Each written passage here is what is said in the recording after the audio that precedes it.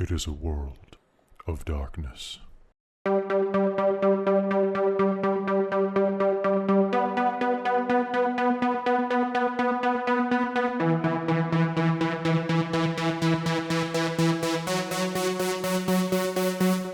Hello everyone and welcome to Vampire the Masquerade, Victoria by Night. I'm your storyteller Kelly, and joining me tonight is the coterie known as... God, how did I pronounce your name? It was the Royal Horticulture Society, I think it was? Or was it the... I believe that is correct. I believe it was that, yeah. So, the Royal Holder... I feel like there was an extra word in that, but you guys haven't used it. I think there was. It was the Royal Victoria Society of Horticulture, because then it could look like a Rush on the shirt. That's right. Right. And because we love Rush, because we're Canadian. So, hello everyone. This is Vampire the Masquerade Victoria by Night, which is set in the lovely province of British Columbia in Canada, on the island of Vancouver Island, which is distinct from Vancouver by Night. Although if you like other vampire games, go check them out at twitch.tv/Vancouver by Night. They're kind of like a sister game for us, and they run a ton of vampire stuff, where we run a lot of different stuff. They're cool shit. They're cool shit. Like, they're cool people. Shout out to Storyteller Steve. I don't know if he's watching right now, but hey, buddy, good to see you. And thanks for the Malkavian game that you ran the other day. That was a lot of fun. If you guys want to go check that VOD, that is on Q Times. We had an all Malkavian charity game. That was a lot of fun. Nice. Yeah, it was good. It was good. I played a real douchebag. He was great. I'll talk about him during the break maybe. But so tonight we are hopping back in with episode 8 of Victoria by Night. Tonight's episode is called The Path of Blood. It's probably going to be a great episode with no problems. So without further ado, one of our players is absent due to some life issues, and also was potentially kidnapped by someone in Nanaimo in game. So hey, it worked out. So Naomi is not here. Naomi, if you are watching, we love you, and we wish you were here, but we understand that, you know, life happens. So send them your love if you miss Anna, because Anna was a great character. And with that, why don't we go ahead and introduce ourselves? Why don't we just go ahead and go in phraseological order? Hi, James. Hello there, Kelly. I am, of course, James, and I am playing Leo von Ritter, your Malkavian for the evening, and one who is infinitely fascinated with the world and the kind of dark realm he finds himself in, and has made some unfortunate life choices recently. So we'll see how that plays out for him. Yeah, you've developed a bit of a drinking problem. Yeah. Yeah. I love that I can still get you with the bad jokes, Chris. Speaking of which...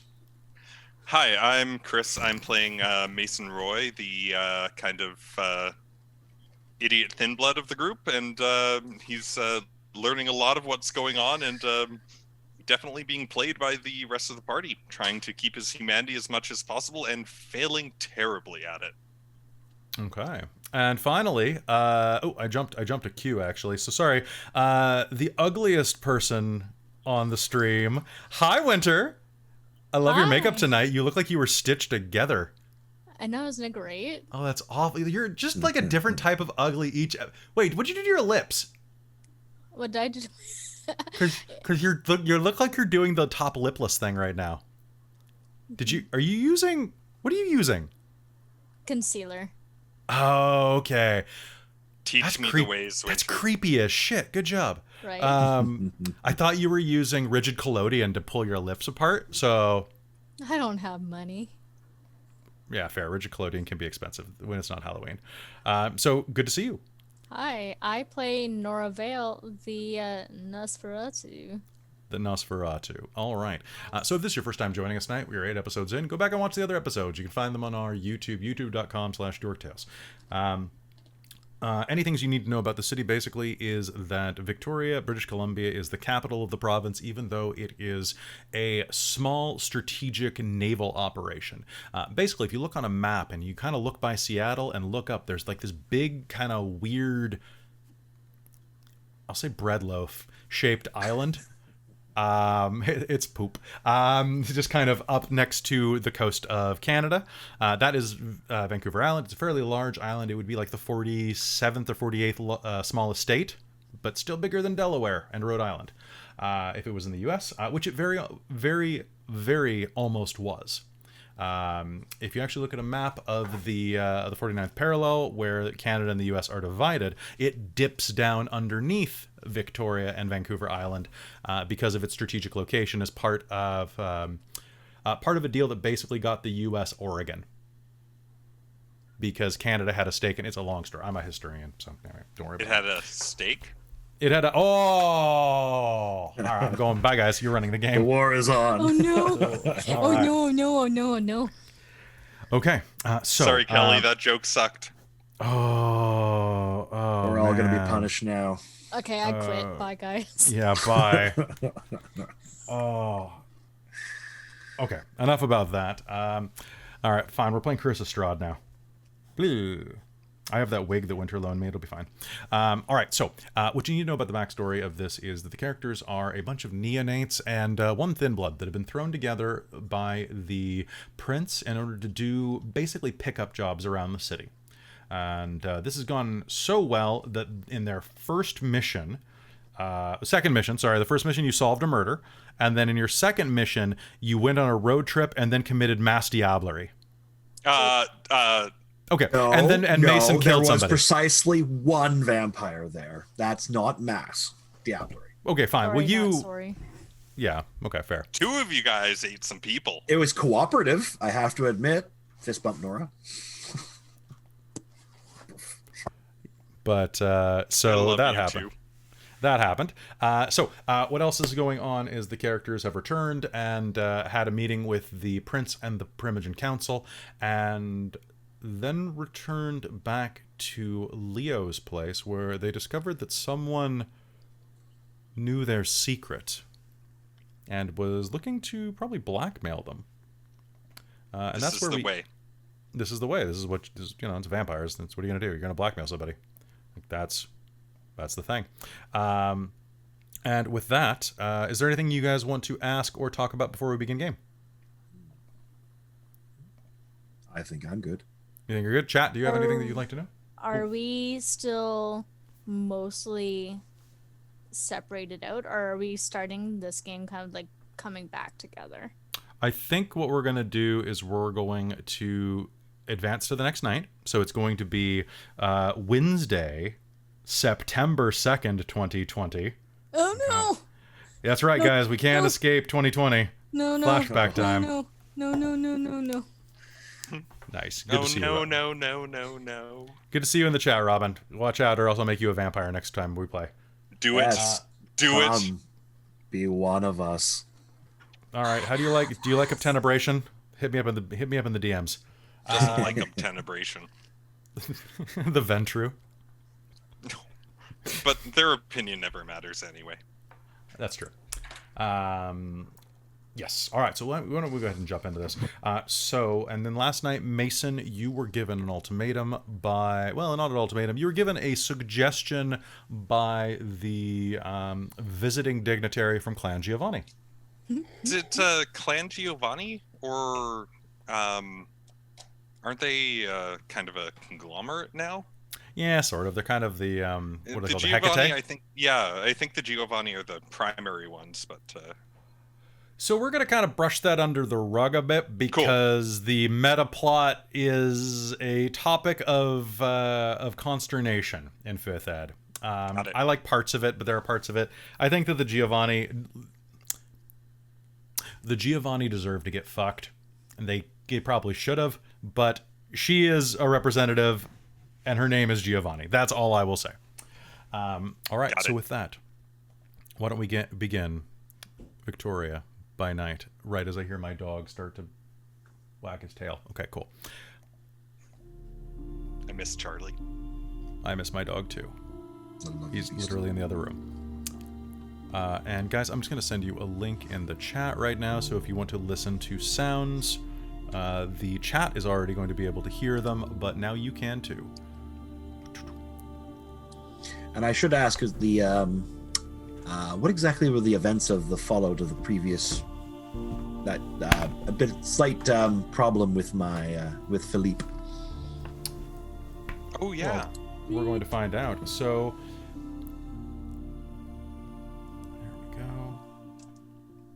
When you said chat, do you mean our Facebook chat? Yeah. No, I mean the Zoom. Yeah. Zoom. So it should be in there right now. I have one player connected. Oh, there it is. So tonight for audio, I'm using primarily Roll20. So, God, I love Roll20.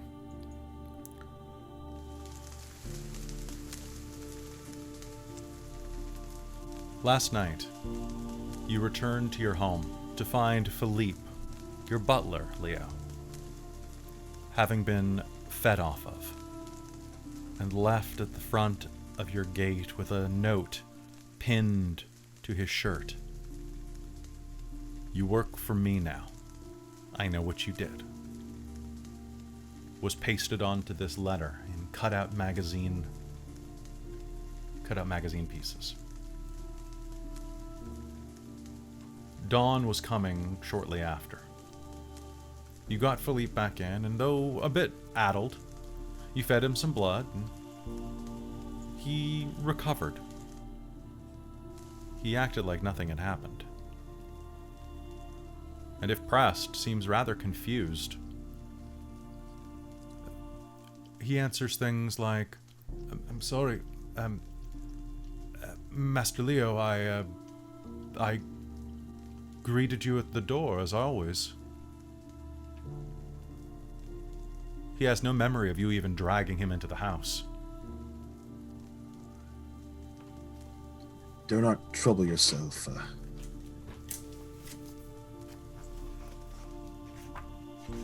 Everything's fine. Everything's fine, Philippe. Of course, sir. Of course. It's Now- probably best if you go and rest. Hmm? And he would do so. Now, dawn was coming fairly quickly. The next night, you returned to some semblance of your normal life. Well, as normal as it could ever be in the state that you find yourselves in. Victoria is a rainy city, there along the Rain Coast. And September is no exception. In fact, is the beginning of the rainy season, as the showers trickle down around the old leaded window panes of your mansion, Leo. You have called what remains of your coterie to meet and discuss this new predicament. Would you have called Mason or just called Nora? Oh, I would have called Mason. I would have Okay. definitely called Mason. All right, so how would you have convinced Mason to come over? Given that I think he had told you to, what was it, fuck off and die or something like that? That's Oh. a good way to paraphrase it. That he would almost come to blows the previous night outside of the Elysium. Oof. Or outside of the I don't- salon, technically. I don't think I would have. I would have particularly attempted. I would just simply say that there is a change in circumstance, and it would be best for him to attend. I'm gonna be honest, if it's Leo calling, Mason's not gonna answer and just gonna delete the voicemail without listening to it.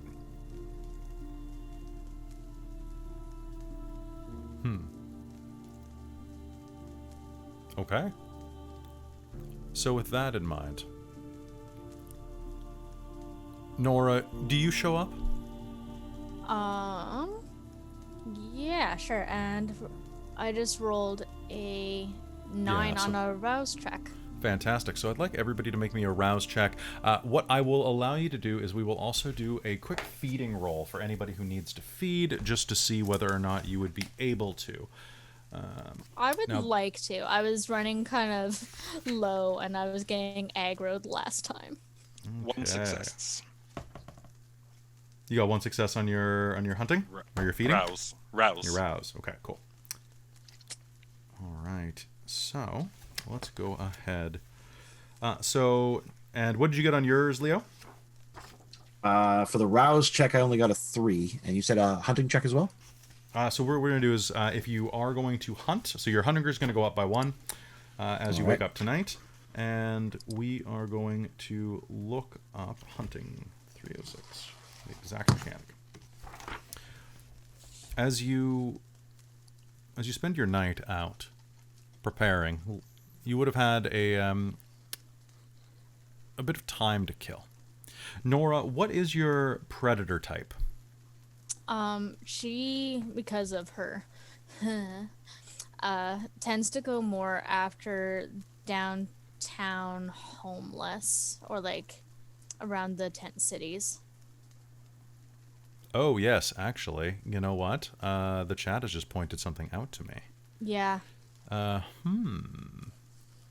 I remembered it a bit differently Yeah, so for what some I'm... reason. So you had a bestial failure when you reacted to Philippe. So what I'm going to do is tonight, what we are going to do is... I'm going to deprive you of your retainer for the evening because he is out of commission. Yeah, no, fair enough. That's what Basically. I was thinking. Yeah, like Leo would have if it, like, oh man, if I worked him over, yeah, I'd be like taking him inside, like probably settling him in my own bed, right, and nursing him however I could, at least as long as I could. Okay, that sounds good. Okay, and then what was your type again? Winter, you were talking? You are a scene queen? Or... I think you're muted again. Yeah, sorry, I was coughing a second ago, so I Oh, okay. muted it. So no, I go after mostly homeless. Oh, you're an alley cat. Yeah, because it's easier. Okay, what I would like you to do is, can you make me a strength and brawl roll? Strength and brawl. Yes, and do you have any points of haven or herd? Let me just double check my sheet real quick. Okay. Haven or herd, haven or herd. I had haven for a pretty secure apartment. Okay, so security. Then that won't help you with your hunting unless you have location. But so that sounds good. Go ahead and make me that hunger roll.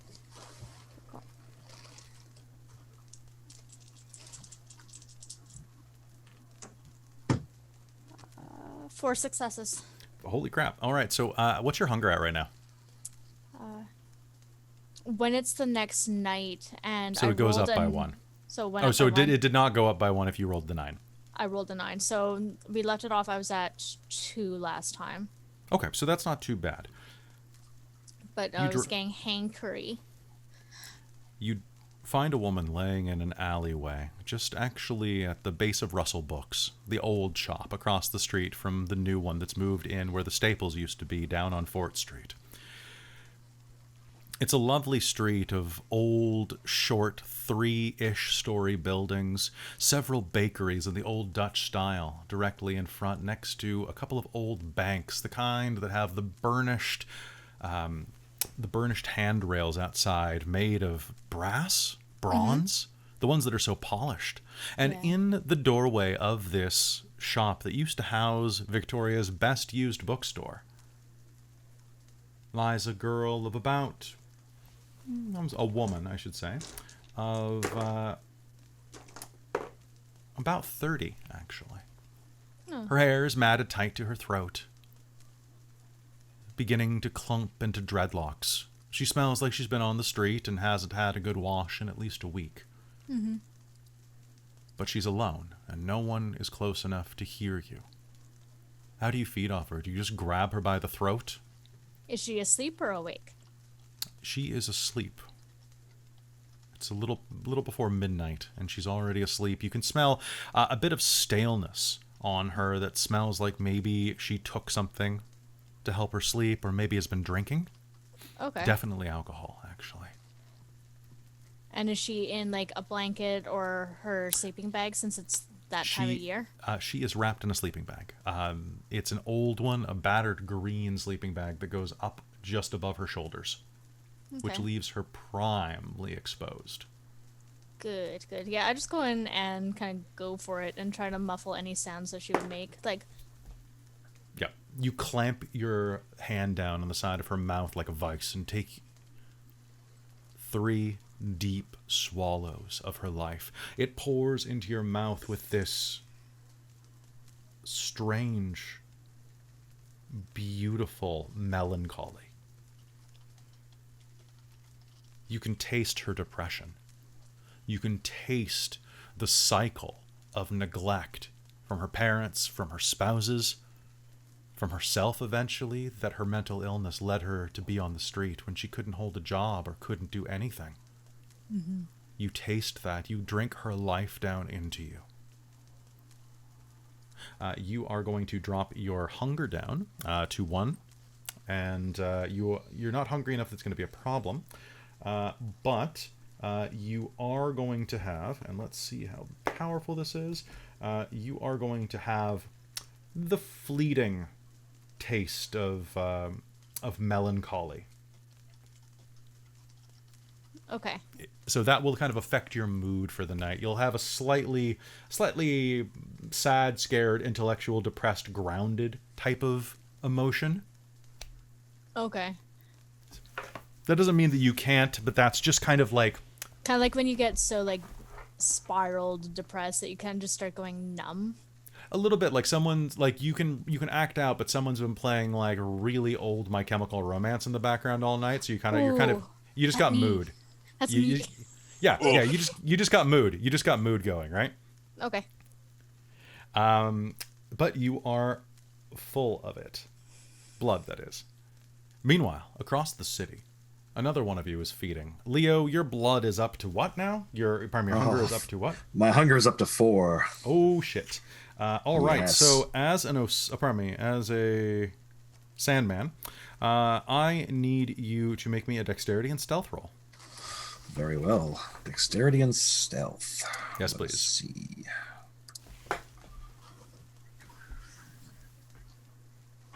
And I have a specialty in breaking in, if that is of assistance. Sure. Go ahead.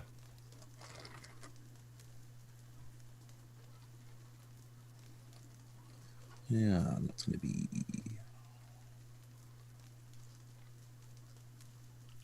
That's 4 successes. 4 successes. Okay, so I have to ask real quick. As you are you doing your usual breaking? Where are you breaking into? A house, into a hospital facility? What are you doing? Leo prefers to haunt the like the retirement homes and such like that. But if that is not an option, he will, like, especially if he's particularly hungry because he knows he may push too far, he would go for somewhere younger, a house or one of the many things around, probably outside of his district, but. Sure. So outside of Old Oak Bay, you find, and outside of Uplands, you will find yourself moving through the residential area of Oak Bay, wandering some of the streets. The houses here are not terribly tall, but each one of them has a price tag of at least 7 figures. As you're looking around, you will see that there's a cute house on the corner with a front door that is a wide circle, kind of reminding you of an animated feature you saw as a child. One with a little hobbit that lived in the ground. Oh, it's a hobbity hole. A hobbity hole. And as you are glancing at that, you will see that the house next to it has a window open, letting in just a little bit of air on the ground floor. Probably someone who likes to sleep with a fan on. Perfect. And you will creep over there. Okay, so sliding into that, you will find a young married couple sleeping in the bed, a husband and wife.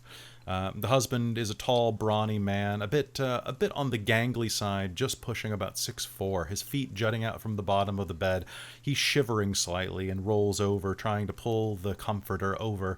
But his wife, this petite little thing of about 5'2", has a vice grip on it and unnatural muscles while she sleeps.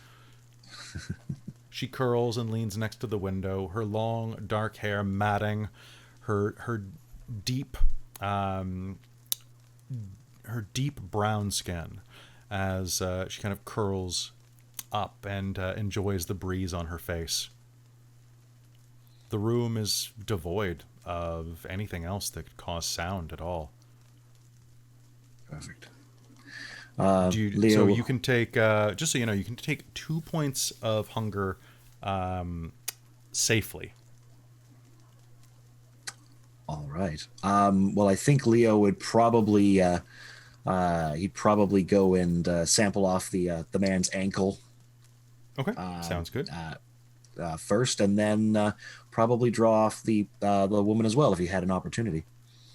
Sounds good. All right, so you may absolutely do so. Drinking deeply. Now, how close or how much are you drinking? I suppose I should ask. Ooh, I would probably take 2 points off of each. Sounds great. Now, before you do that, I need you to go ahead and make me a hunger frenzy roll. Yes, I kind of feared that something like Yeah, that that would was gonna happen. So a frenzy roll would Is your be resolve and composure. resolve and composure, and hunger dice apply to that. No, they do not. One sec though. It's Let a me just see if frenzy you have any. check. Yes. Are there any penalties that apply to that? 219. We've had such a problem getting this game What's running your regularly. humanity? Oh, My that's a good humanity point. is currently 4. You add 1 dice to resist frenzy. Do you actually? Is the lower you get? Oh no, you start higher and then it goes yeah. down. That's right. Yeah. Mm-hmm. I'm not sure if there are other penalties, but Where do you see the thing about adding the bonus? Because it's not on the blood potency chart. Oh wait, no, it would be on the humanity chart. Duh, never mind. yeah.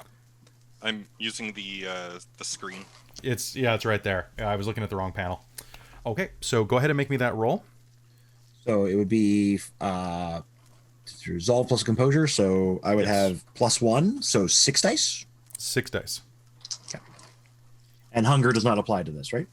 Hunger does not apply. No, you No, can't. it's a check, so hunger doesn't apply. That's the easy way to remember it. If it's a check, no hunger.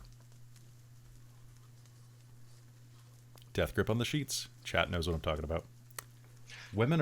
That is 6 successes. Holy crap! All right, so I know. I'm surprised myself. Let me I got guess. 2 You're gonna 10s go and- through with more of a kind of. Oh yeah, noise. I'm like almost like a vampiric bat, right? Like Vampire, I said umpire. Okay, so you are going to be able to sample a little bit off of each of them. Drinking deeply from their veins, the rich life force flows out of them. And as you do, you are going to taste that he is a very feeling person. The taste of adrenaline spikes sharp in your mouth. He's an angry, loud man, prone to fits of envy, prone to fits of anger. The taste is going to remain in your mouth for the remainder of the night. It is particularly intense and acute. You are going to be very kind of hopped up on him for a while. Now, Right. as for the woman, you know what? She married her like. At least right now. Perhaps they went to bed after a fight, because her blood has risen as well. It's soft, though. She seems to be coming down. And as you pull away, wiping the blood from your lips and sealing the wounds behind you, you see something that you didn't notice before on the bedside table. It looks like a walkie-talkie. A white and blue one sitting upright in a charger. Comes over. A baby's cry from the other room registers on the baby monitor. Leo would probably go and investigate. Okay. Moving into the other room, you see that this house looks to be divided into an upper suite and a lower suite. The upper suite has hardwood floors, old ones that creak under your feet as you walk. No matter how stealthy you plan to be, they just do. You imagine that they might have squeaked had you not even stepped on them. As you walk across the rough floor, you will find yourself in a baby's room just to the right, across the hall from a bathroom. It's a small room, about the size of one of the closets at your place. An old, battered, second-hand IKEA crib sits in the corner. A mostly intact mobile, whatever. Mobile. Spinny thing, spins echoes above the child's head, casting shadows from a nightlight onto the ceiling. The baby is cooing and preparing to cry as you approach. Are you obfuscated, or are you just there personally? I think he'd just be there personally. I think he probably would have obfuscated from the adults, but I don't think he would bother, because they're probably not in a state to really wake up at this point now anyway. Mm-hmm. So Leo would probably just kind of drift over, not obfuscated, and just kind of like gently turn the mobile. It spins, casting shadows onto the rooftop like bats erupting from a belfry. Curious to look at, isn't it, little one? No. Are you okay? Baby is going to look up at you for a moment and then start crinkling its face up in all manner of infantile anguish. Leo would probably check it and see if does it need to be changed or anything like that? So she begins crying. Yes, she does look like she needs to be changed. Leo would be like, Do you know how to change a diaper, Leo? I think Leo would try to at this point. Okay. I don't know what skill that would be. Oh God, no parent does, as far as I understand, until they try it. Why don't we Used to go it ahead? fast. What's that? You get used to it pretty fast. Do you? Okay. Well, maybe I'll find out in a couple years. God, that's a terrifying thought. Let's get back to game. You know what? I want you to do. I want you to give me a The baby is pretty young, probably not enough to start kicking and screaming like a toddler. So what I will say is this is going to be a composure plus... Chris, I'm going to put this on you. Is this composure plus larceny or composure plus etiquette or composure plus insight? I don't know. Definitely composure. First time changing a diaper. Though I think first time changing a diaper, it's more kind of on you. I know the first time I changed a diaper, I almost puked. So I would almost say composure and resolve. But he's also dead and doesn't do that. So yeah, okay. So I'm gonna say composure and medicine. Yeah, composure and medicine. All out composure and medicine. Because I think that Leo would probably approach this like bandaging a wound. I don't have any medicine. Well, even better.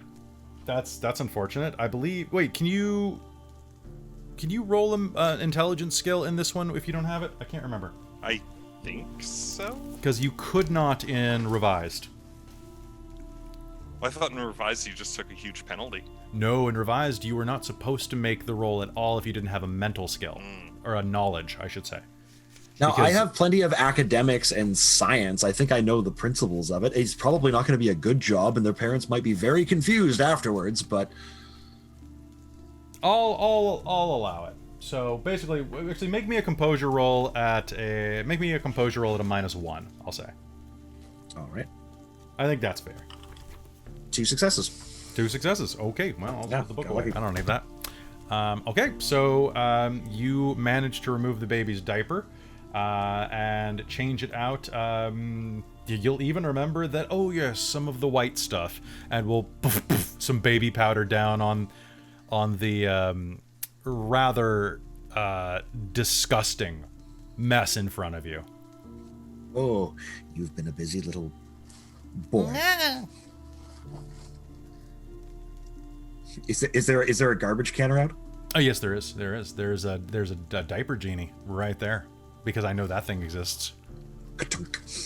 All right. With that, the child is changed and will slowly start falling back asleep for once in its life. We'll pet its head gently, and then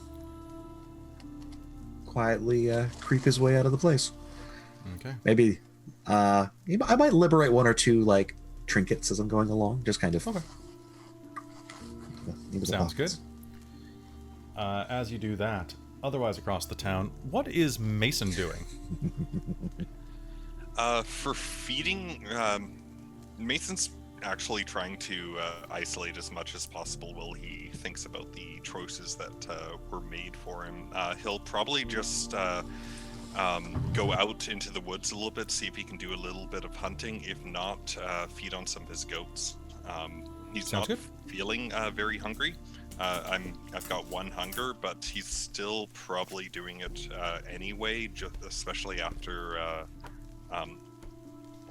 what happened when he lost control and actually drank human blood for the first time, and feeling guilty about that. So he's probably trying to do what he can to make sure that he's topped up so that he doesn't cross that line again.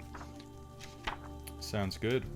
And All right. he's ignoring pretty much everyone else from the coterie right now, though he knows that if anyone of authority contacts him, that he should respond to that. Sounds good. So, as a farmer, give me a composure plus animal ken roll. Composure and animal can.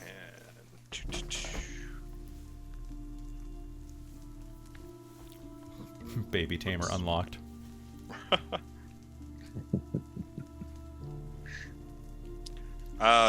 6 successes, messy critical if success. Okay. You are able to find a creature in the woods. Around your house, there is a... I mean, you're out in Machosen. There's lots of farmland out there. That's mostly what it is. As the rain is coming down, you find yourself stalking through the woods, and they're out of sight of anyone.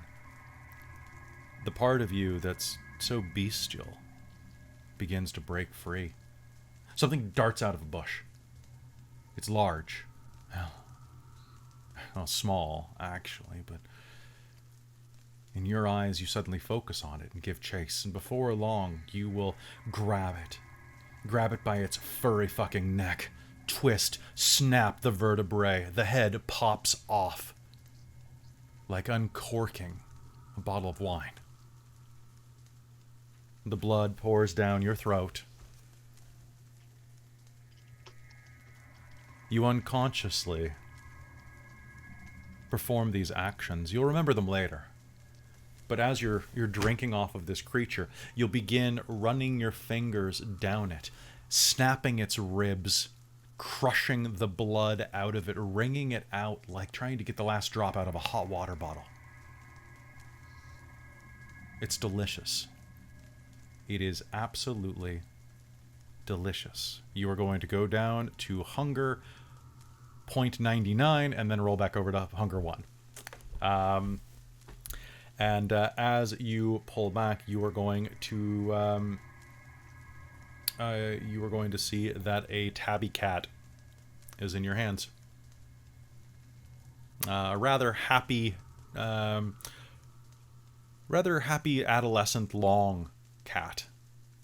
The one that the neighbors down the street had. They had some signs up a little while ago. Lost cat down on the phone pole at the corner where the country road bisects. Its name was Simon.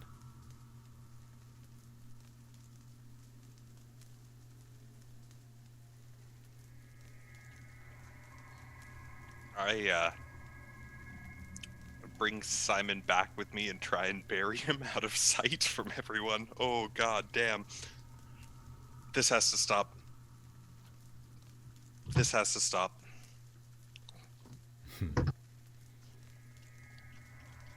What's everyone's plan for the night now that you have dug that grave and buried Simon? Anna still has not returned. Did I have a number to contact the Giovanni? Yes, Isabella did give you a number. I'm gonna phone her. That settles it. Hello? A rich voice answers the phone. You can help me put an end to this? Mr. Roy, how good to hear from you. Into what? I don't want to be like this anymore. I don't want to be a monster. Yes, I can. I need something from you first, though. Is this going to be one of those things where you need something from me, and then you need something from me, and then you need something else from me? No. I need a couple of things from you. First, I need some of your blood.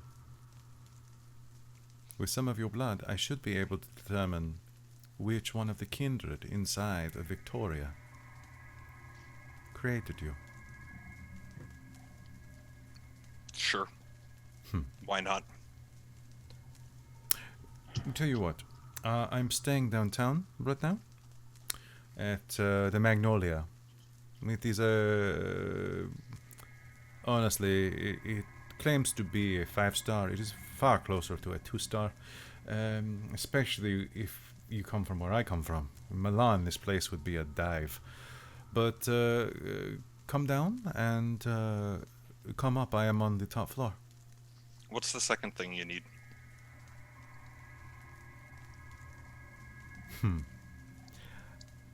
Something, an itch that I hope you can scratch. I want to know everything that I'm getting into. Come down here and talk. I'm on the way. I am waiting, as they say, with bells on. Or is it balls on? See you soon. All right. That's what Mason's doing. That's what Mason's doing. All right, and what about the other two of you? Where we left off on the last game, were we supposed to go do something? No, you were told that you were told We had to go have The very we had end to go of have the words game. with our shadow, and then once we resolve that, I think that when we were free. Sounds good. So you needed to go have words with your shadow. That's right. You needed to go and you already did have words with your shadow last game. Yeah, we did. Oh yeah, Yeah, we gave our condolences. but that was our only directive. After that, we were free. Oh. Yep.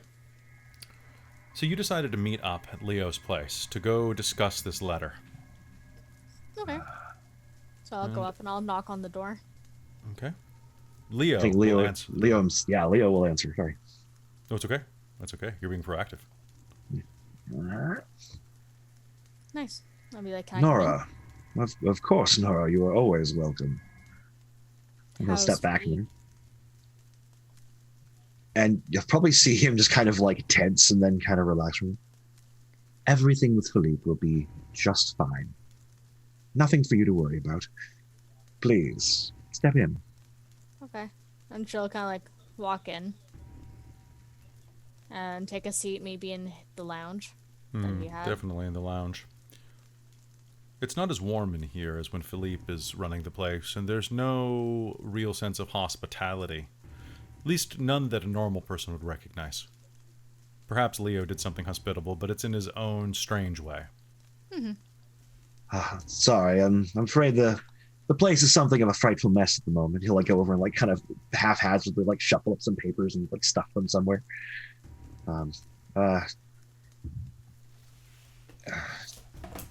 Sorry, Anna. It's been a bit of a trying time. Have you heard anything from Anna? Oh, sorry, I may have No. called you Anna by mistake. Sorry. Yep. He would have said Nora. Pardon me.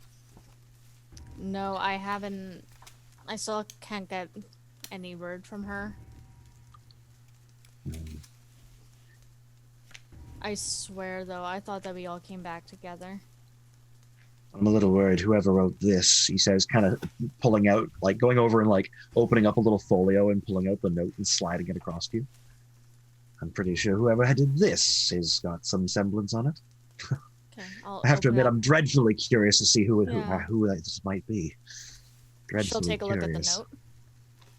It's the same one as last night. All the cutout letters from magazines spelling out, I know what you did. You work for me now. But that's all there is. So even if we worked for someone, how... Unless we're gonna get another letter like this. Oh, we will get another letter, Nora. It's going to happen, and it will happen soon. They won't sit on this. They won't. They won't. They won't. I smell the letter. Oh no, like... It smells crisp, like magazine samples, and a little bit of perfume. Dragon Noir? No. You don't know perfume, let's be fair. Female scent. no, kind of androgynous actually. Even Oh, that no. that much more off-putting. You're not like, what even is this? You know, I can't even tell. Where would I buy this? Who would I buy this for? Does it smell like old lady perfume? Like No. the It old lady, smells but like it's it smells like a teenage fashion magazine. Like a cheap rag. newer. Gross. Okay. Vancouver by Night suggests CK1. I am confirming. It is Calvin Klein 1. Okay. Cool. All right. Have you looked? And when she says looked, she's like, looked at it? Of course, I've looked at it, Nora. Of course, I have looked at it as well as I am able to. That's what got Philippe hurt. Clearly, they have some sort of magic, some sort of resistance to my portents. He'll probably go stomp over to the big telescope that's that's kind of sitting on one end, and he'll probably kind of settle heavily down on the stool and kind of peer out of it. It's got to be something. We need to get out of from under this, Nora. If they know what happened, if they know, then Do you think it has something to do with the? Of course it has something to do with it. There's no way this was not all connected. There must be someone who they must have sent us up there for a reason. They must have known what would have happened, how tempted we would have been. A setup? Of course. It must be a setup. It must be. But who? The atmosphere. I can't imagine who. Was that a knock on the door, or was that you? No, that was me. That was me.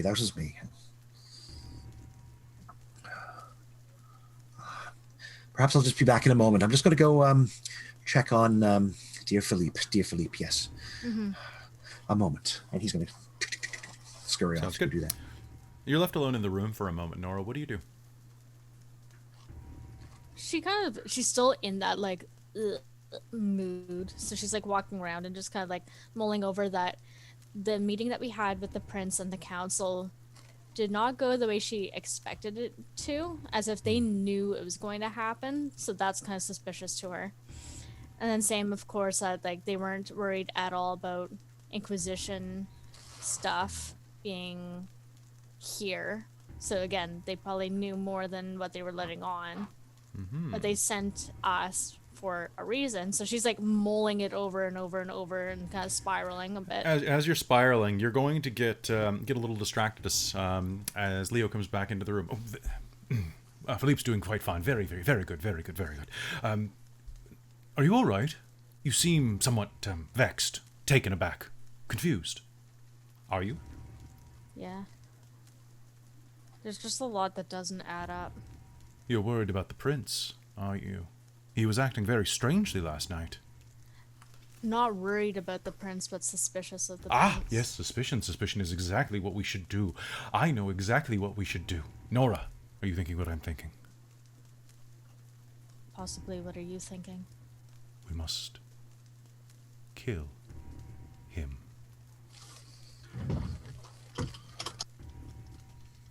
Let's kill the prince. That's the only way. He's obviously behind something that's deeper rooted here.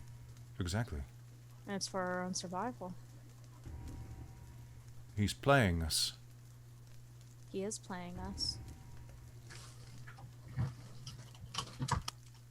And he's also the only one that can bring us to bear for this type of action. Yeah. If he's out of the picture, then there's no one to hold us to our crimes. Yes, Philippe? He's awakened. Wait here. I shall return. Do you need drinks, beverages, anything? I still have some still blood. I know you like the blood. Ah. I'll be back. And he turns and spins out the door. Leo, as you are coming down the hallway, Nora is going to walk up the stairwell toward you. He could have probably heard her talking. Oh, No, hold on. yeah. That's So, Leo, as you are walking back toward the stairwell, you'll find Nora standing on the steps looking up at you. Is everything okay? No need to trouble yourself. Everything is quite fine. No, Yes, you're he's, quite brilliant. How do we do it? What was that? Oh, sorry. That was.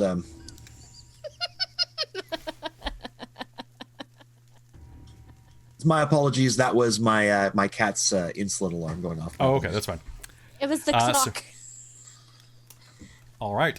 So, Nora, you are heading up the stairwell to look wait. for. You trail after Leo. Yeah. Okay. So Nora is kind of standing at the base of the stairwell when you're coming down, and Everything's quite fine. He's well. He is well. Would you like a drink or something? I think I still have a bag or two of the prince's stock still around here somewhere. No. I know that. No. I must be a good remember. host. And he's gonna go like flourishing past you and then head down towards the kitchen. No.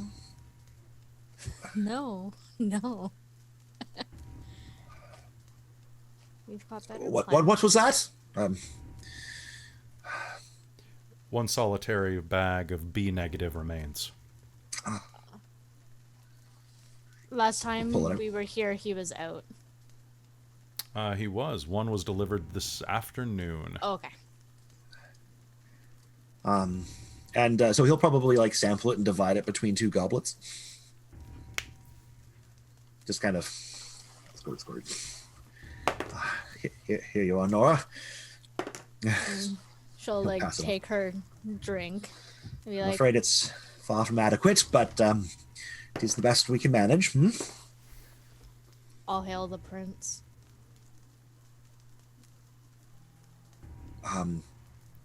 Quite. And he will drink to that, and The blood is stagnant. Well, no, not stagnant. On your mouth, actually, it is with your blood potency, but sterile for yeah. sure. It's like it's the olfactory taste of fucking with too thick of a condom. those nothing wretched to this. anticoagulants. Why am I even here? I'm terribly sorry, Nora. I'll set it down. But how It's do you just do that- it? Do what? What are you talking about, Nora? How do we kill the prince? What? Nora? That is not something that you speak of. No, That you that would be just pure talked to me lunacy. about it. What? It was your idea. No, of course it wouldn't. You What? just talked to me in the No. room. At this point, he's gonna glance towards. Can I prophesy that stuff? Like I'm gonna hit her with prophecy. Actually, Okay. that was that. Oh man. Yeah, let's do it. Okay, go ahead. Which so that is obfuscate. Auspex. You're talking about premonition. Premonition. Yes. All right, give me a rouse check. Yep.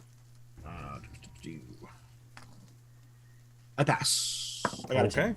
10. So two I tens. need you to make me a resolve and auspex check. Resolve and aspects. So what are you trying to gather from this? Basically he's well, I don't think I can direct it at all. It's just purely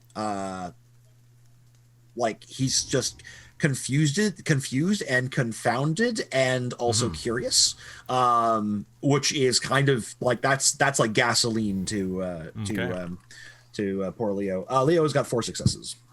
4 successes. All right. With 4 successes, as you look at Nora.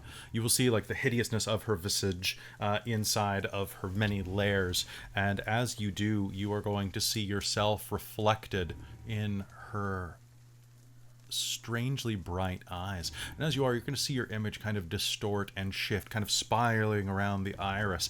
And then you are going to hear the sound of jangling keys.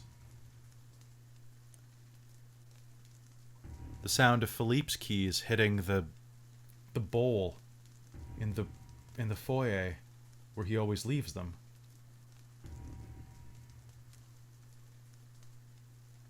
And then smiling ruby red lips, beautiful lips, kissable lips. And the sound of the front door shutting abruptly.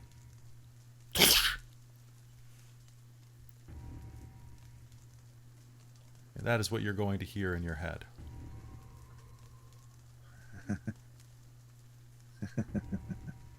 Did I recognize those lips at all? Ooh, there are so many kissable lips in this city, but I think the most kissable lips probably belong to the Malkavian Primogen. Oh, what was her Brittany name again? Ballard. Brittany Ballard. Brittany Ballard. Brittany Ballard. Brittany Ballard, are you here? Echoes around your kitchen.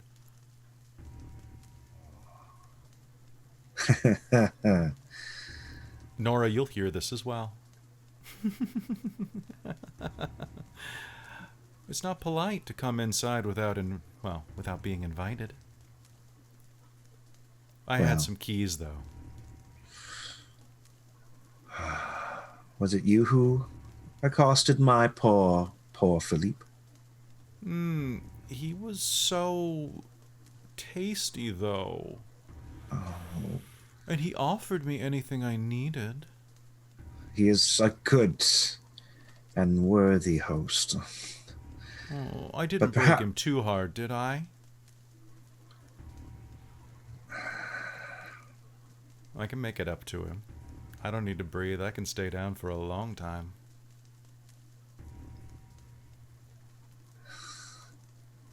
I can even make my mouth nice and warm like a real girl. Perhaps perhaps you should come out and we can speak properly. I liked what you were saying before. Kill the wabbit. Kill the wabbit, kill the wabbit, kill the wabbit!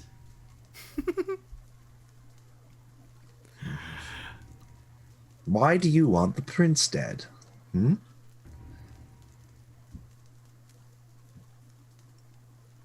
Because it was you who was speaking to Nora in my gaze, isn't it? Is it in my guise, was it not? Isn't it you? He looked like you.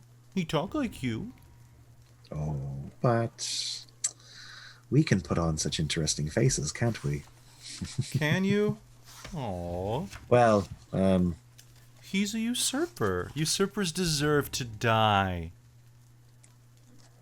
He killed Daddy. Daddy didn't deserve that. He took Daddy's chair. Said that Daddy went over to spend time in the Middle East with all the old ones. Daddy didn't go nowhere except into the reservoir of a dirt devil. if this is what you wanted, why manipulate? Why not just come to me and speak I had to to us? make sure that you were into it, and my God, Nora, the way that you went after that, oh, I love it. We're gonna be good friends, real good friends. I have some friends coming that you are going to love. You guys got to be really careful. Really careful. And suddenly, you're going to see Brittany Ballard, beautiful, blonde bombshell, standing on the other side of your immense kitchen island.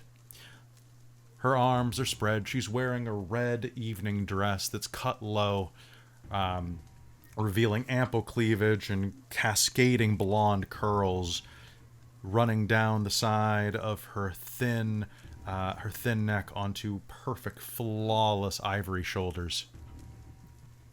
We're gonna be good friends. You have to be real careful. Because I can see it. I can see it on you, like you rolled in an oil patch. Who was it?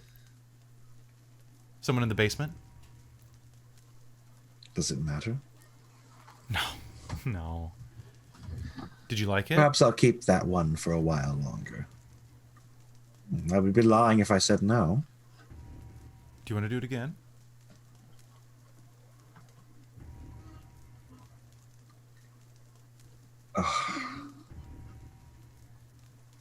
You're a Not me. villainous one. Then who exactly do you offer? Or are you saying that I should claim the prince once we kill him? Oh, I don't care what you do with him so long as he dies.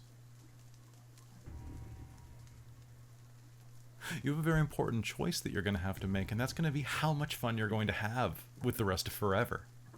Because I guarantee this pissant little town is not going to be fun in the long run.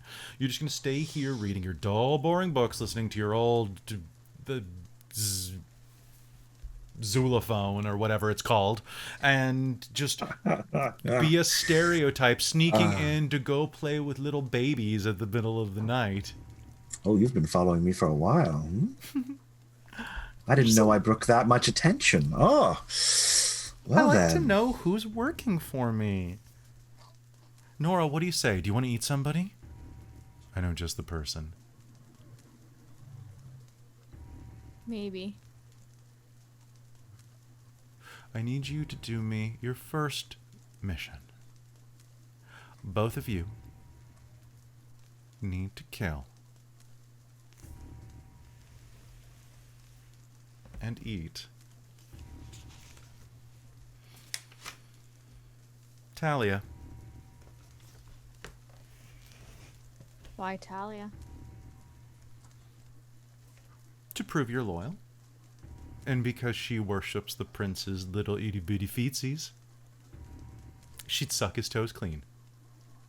Correct me if I'm wrong, but wouldn't that, I don't know, engender wariness on part of the prince? Why not just go for the throat right from the start?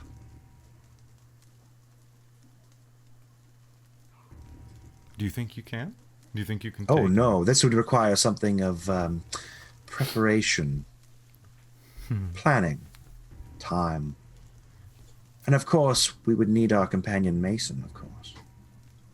And who else Oh, is in Mason? on this? He may Who not else is seem it, but he is surprisingly capable. Well, I mean, you're working for me right now, and that's going to be a lot of fun. Who's on I your want- side? I have Oh, some, now.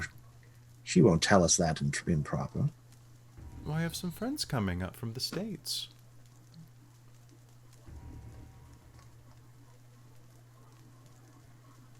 And don't forget, honey, you didn't even see. You went all the way through Nanaimo and didn't realize that your sire isn't coming back? She says, smiling at you, Nora. Poor old... what's his name? Scratch? No, that's the other one. Poor old... Knox?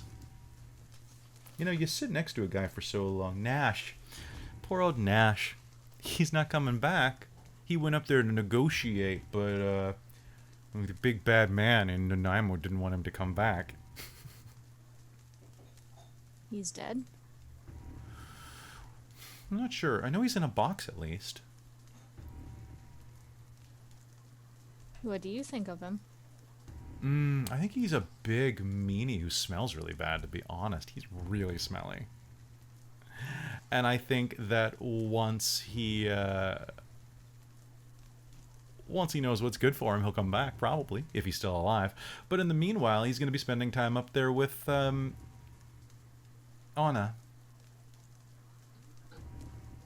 You know where Anna is? I know where she's not. Well, duh. Duh, you. Are you keeping Anna separated from us? No. Someone is. It's different, though. That's a whole family feud. I just need you. I'm gonna look at Leo.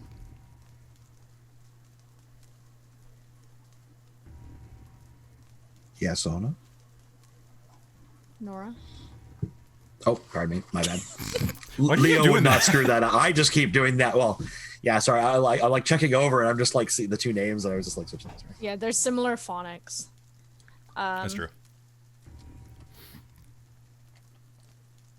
What do you think about that? Anna's been part of our group this whole time. Of course, I've got great respect for Anna. I would dearly like to have her back. Mm-hmm.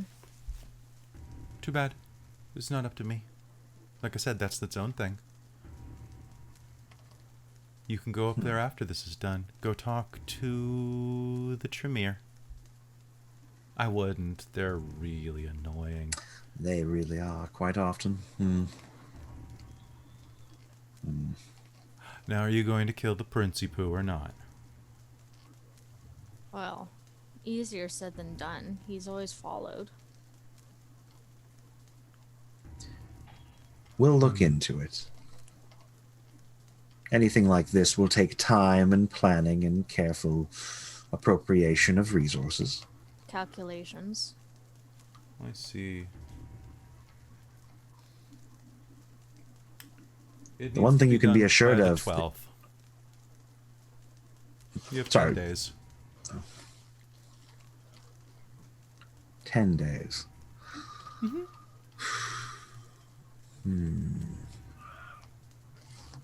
Leo will start like kind of tapping his finger on the little like on the granite island.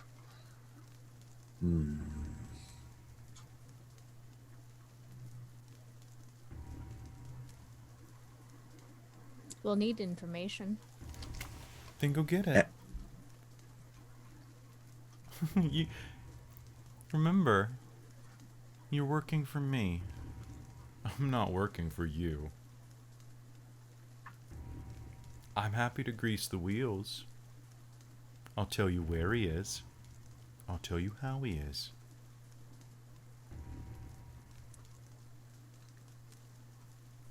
But you have 10 days to make sure that Prince Ethan Cook dies and doesn't come back again. Okay, sweetie? If I might request one additional piece of information. You wouldn't happen to know where, and I'm gonna, Leo is actually gonna ask for, I can't remember the name, the guy who got like beaten up with hammers and then stuffed into a box. Oh yeah, our friend. No, but I could find out. Because I'm Jack- sure that he would be quite eager to join our little crusade. Maybe. I don't know what good Frankie would do, but I could find out where he is. Probably down on Wharf Street somewhere in one of the old buildings that's going to get swapped over for construction soon. Perfect. Probably the let us one... If they're still storing them there, it would be the little holding station next to the Johnson Street Bridge. You know, the little brick building there with the bike path next to it? The only one they haven't torn down suspiciously. God, Would nobody make thinks about sense. this stuff. Also, have you guys ever noticed how suspicious that fucking building is? Sorry. It's just like one like little one-story building in prime real estate, and you're like, this thing's like 400 years old. Why is this here? You're not talking about the Janyan, are you? No, the one across the street from it. Oh, okay. Like the little, it's like a water storage or a water treatment facility or something like that. Like it's a little like pump house. Unless they bulldozed it and I wasn't paying attention. Anyway.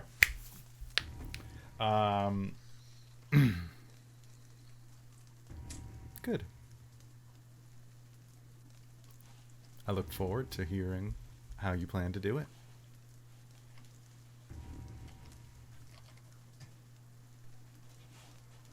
Bye. And she's going to vanish.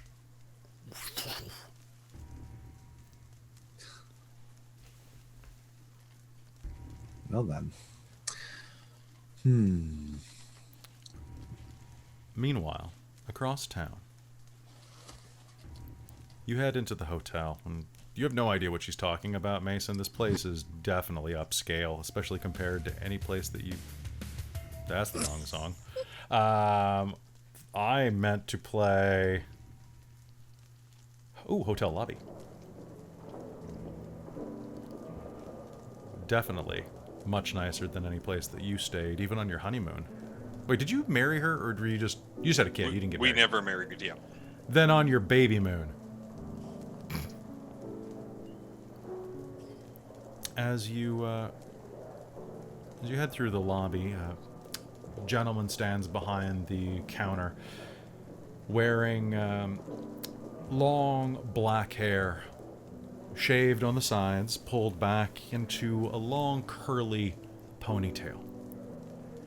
He's tall, about 6 foot, 6'2", with fairly broad shoulders and dark eyebrows and dark eyes underneath above a mask. As you enter, he stands behind a plexiglass at the front desk and, Sir?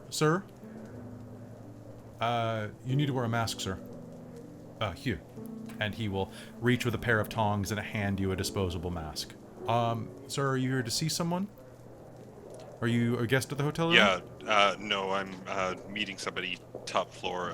Isabella? Giovanni? Yes, sir. Just 1 second, okay? I'll just put the mask on.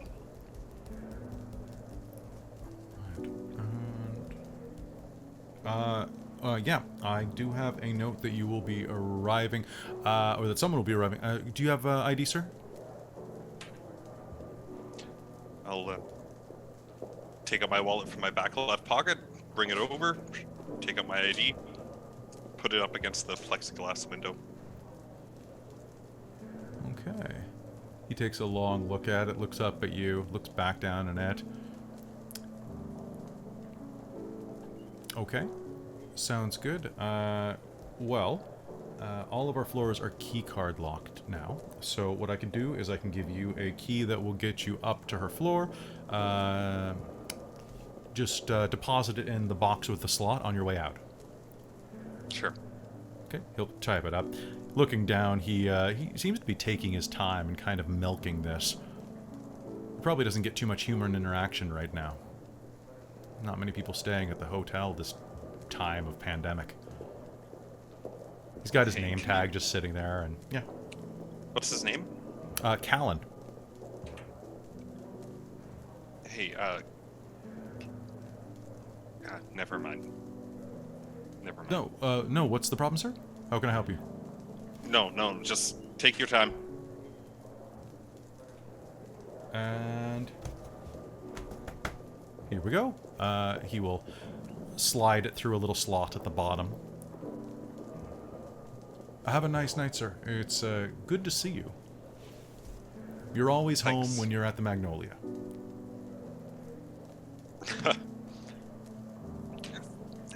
I hope you have a good night. I'll take it and head to the elevator. Sounds good. The elevator will open as you swipe the key card, and we'll be able to head up to the top floor. The Magnolia Hotel is fancy. Its wood paneling and wallpaper along the hallway is expensive, but like it's trying a bit. The same music plays overhead, a light piano tune from the elevator speakers, but as you're in the hallway, you find yourself just hearing the sound of rain on the hallway windows, which look far too small for anybody to actually escape from should there be a fire. I'm really shitting on this place, I'm sorry. I didn't used to work in competition with this hotel. What are you talking about? Also, I hope that Winter enjoyed that shout-out.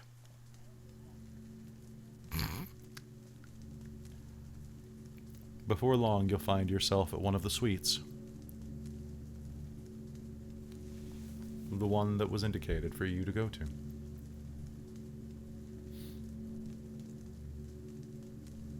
Do you knock? Yeah. I'll walk up to the door and just kind of stand there for, I don't know, maybe 8 seconds or so, 8, 10, and then I'll just go.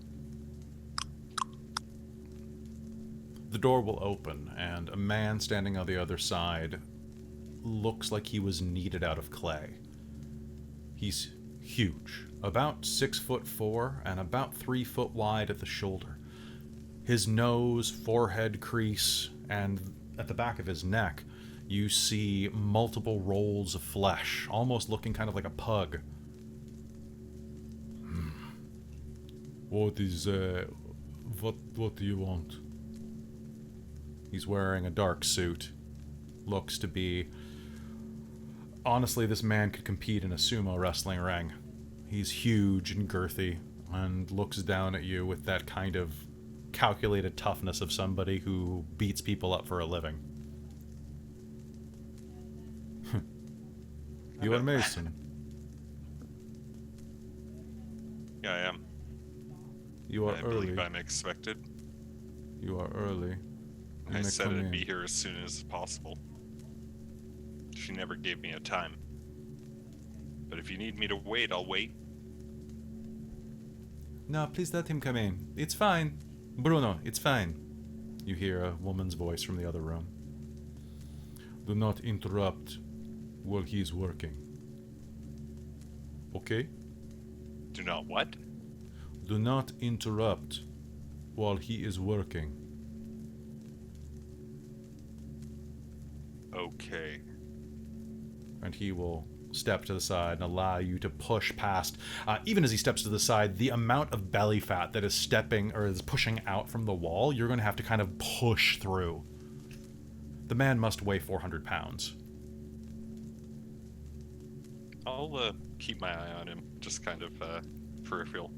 This is already not turning into a comfortable situation. As you turn around, you'll notice that as you walk into the suite, there is a lone chair, like a dining chair, just inside of the room. And as soon as you pass it, he's going to walk over, grab the top of it, and drag it back in front of the door and sit. Makes a hell of a doorstop. I'll look back at him and then look at Isabella. As you're walking into the main suite, you'll see that the suite here is a looks like a little sitting area here, and you can hear people talking from the bedroom, which is separated by a pair of French doors, painted in kind of a white Venetian color. Please come in. Do keep your voice down, though, please. I'll slowly and try and quietly walk forward. Okay. Open the doors. As you push through the Venetian door, you will see that directly in front of you is an immense bed. Well appointed with an ornately carved wooden headboard inlaid with bits of gold leaf. The wallpaper as well shines with that yellowish hue, and it almost distracts you from the Rubenesque woman laying on the bed, completely nude.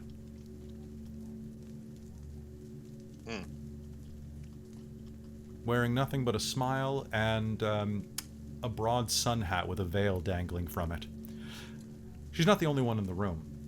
Across the room, you will actually see another familiar face. The Toreador Primogen stands nearby. To remind you a bit about him, Everett George is an indigenous man in his mid-40s. Rather square face, bit pocky skin, probably from an early case of chickenpox or something like that that really scarred up his cheeks, potentially acne. Large pores and deep frown and crow's feet lines. He's wearing just a normal flannel button-up shirt and jeans. And in front of him, he's working on an easel. An amount of paint in front of him. He seems to be fairly engrossed in what he's doing. which, from the looks of it, is painting Isabella. She is not what the current art world might consider a particularly noteworthy beauty, but there is something intoxicating about the way that her face and soft curves play in the light here, and it seems like the lighting in this room has been specifically chosen. So, please come in. I'm sorry, I was not expecting you for a little while longer. You're very punctual. We should be able to speak so long as I do not have to move very much.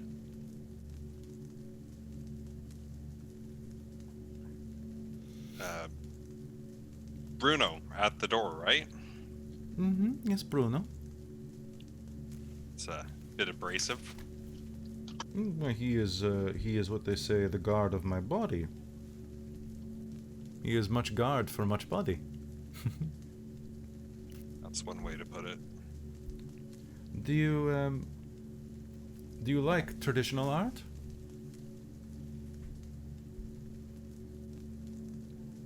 I've never been one for art.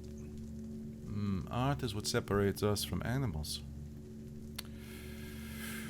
Anything you say in front of me, of course, Mr. George will hear, but Mr. George is actually the one who called me to the city in the first place. Wasn't, what was his name? Salvatore? Salvatore. Yes, did reach out to me. Originally, I was coming here to meet with Mr. George, but I stepped up my plans when I heard about what happened in Tufino.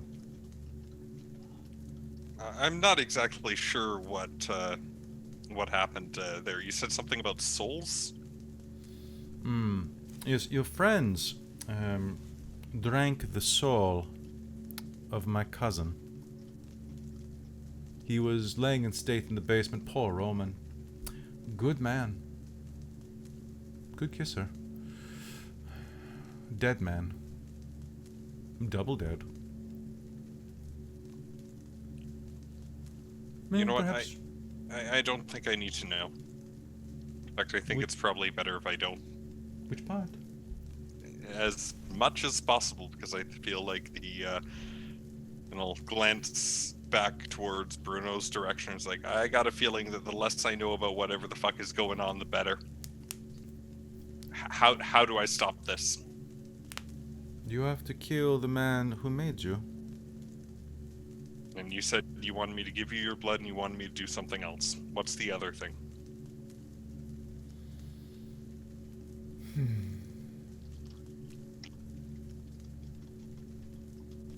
I want you to kill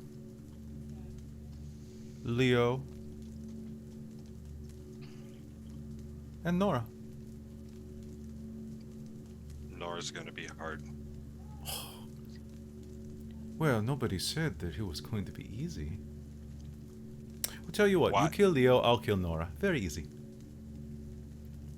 Or we can switch. It's all fine. She's strong. I can make you strong.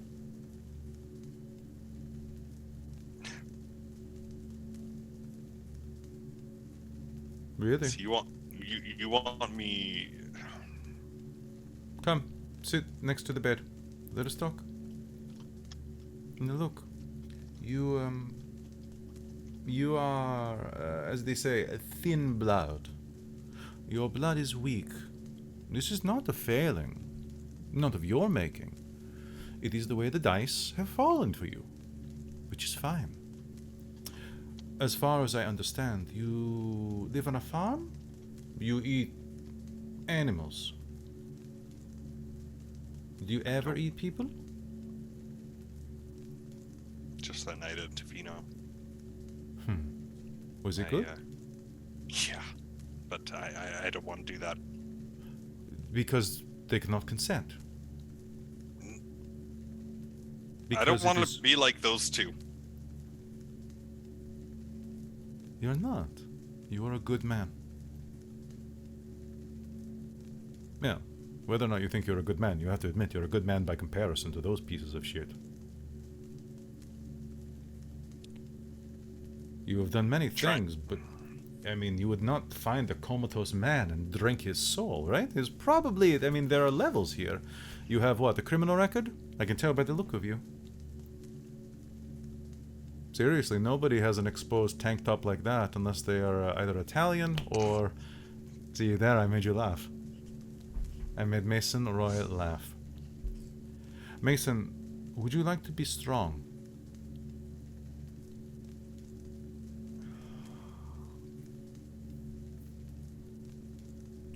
You want me to kill those two? Yes, they killed my And- cousin, so I want them to die. And then I gotta kill somebody else too. You have to kill the one who made you. And Luckily, you can you know who that is? I can find out. I need you to do something for me. You, if you look on the table next to you, there's a box. And true enough, there is a red box. Quite large, about like a jewelry box. Inside of it, please open. I'll go over and slowly open the box. An old antiqued syringe is inside. The kind with the two plunger pullback, like grips. And the glass vial instead of the actual plastic. Give me a vial of your blood. Use that. It is, do not worry, it is sterile. I wiped it down with the alcohol. You will not get the tetanus. Can you still get the tetanus? Keep your head still. Everett says, excuse me.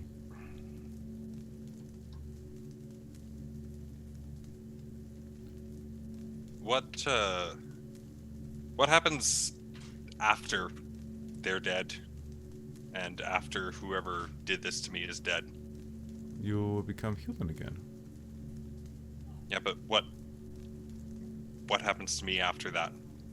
I can just forget about all this and go back to a normal life without any fucking contact with the rest of you people, or I know how this kind of shit works. It's you don't just get out so easy. Okay, seriously? My friend, I don't care what happens to you. This is the truth. You know that if you say anything... Do you know what a Colombian necktie is? Because you'll be wearing one. It is where they take a very sharp knife and they cut your throat and they pull your tongue out so you're dressed for the occasion of your own funeral. Your tongue flops all the way down. That would happen to you. I wouldn't do it. I don't need to do it. Bruno wouldn't have to do it. Mr. George probably wouldn't do it. I couldn't care less what happens to you.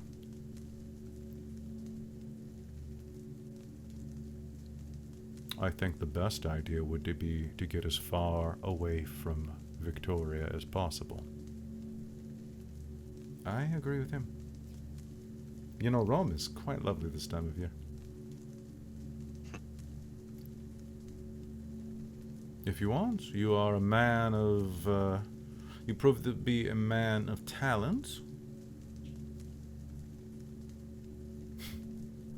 I will make you a rare offer. If you kill the ones who killed my cousin, I own a farm. Yeah, my family owns several farms, but we own a farm in Naples. It'd take you a while to learn Italian, but I could get you a passport easily enough. You come, you work the farm, tend to the cows, make artisanal cheese. Live out your days in peace. Find a beautiful Italian woman. Fuck like rabbits, make many, many babies.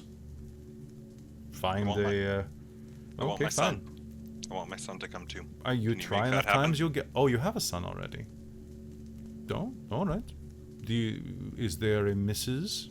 Mason Roy? No.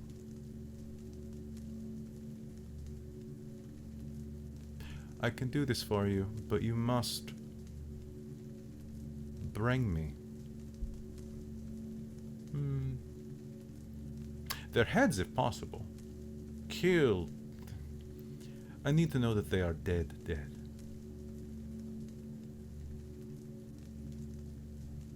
How do I even kill them? Aren't they immortal? No one's immortal if you take their head off. Cut off their head, push them in front of a train. Are there still trains here?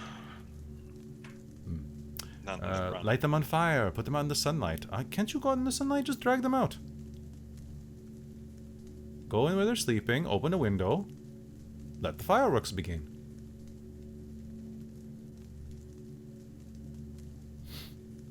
Of course.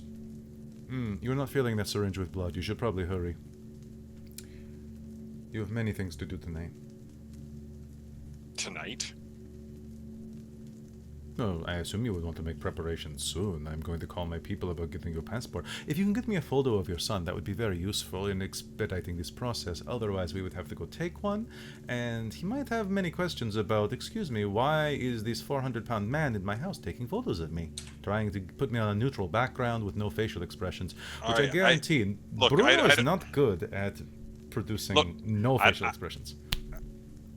I don't know if I can get this done tonight, but you got to deal. I didn't say you had to do it tonight, but you had to, you have to start. And I'm happy to have a deal. And then you kill, if I kill them, you kill the one who did this to me? Or do I have to kill them too?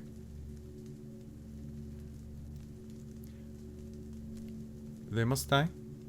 To what I understand, you should be the one to do it, but I will help you.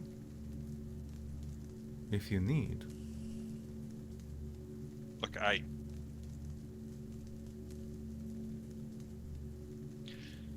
Mason will reach down and try and operate the syringe and see if he can take out his own blood.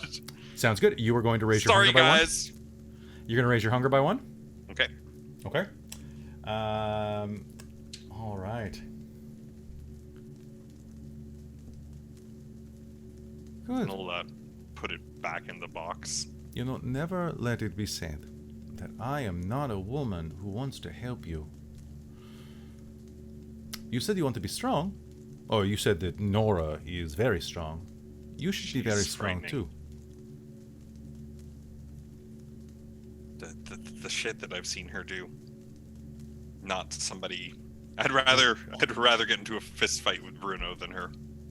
Why can't you do these things? What do you mean? Why can't you do these powerful things that are so scary? Because I can't. Do you even have fangs? No. Oh.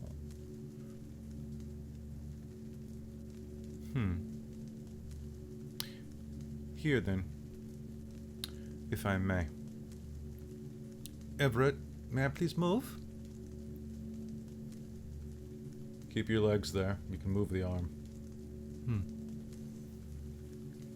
She leans down and bites into her wrist, drawing thick, syrupy blood. Here. Drink? You'll be very strong. I guarantee I'm stronger than I look. I know I'm just a fragile little flower. I would rather fight Bruno than me, though. Look, I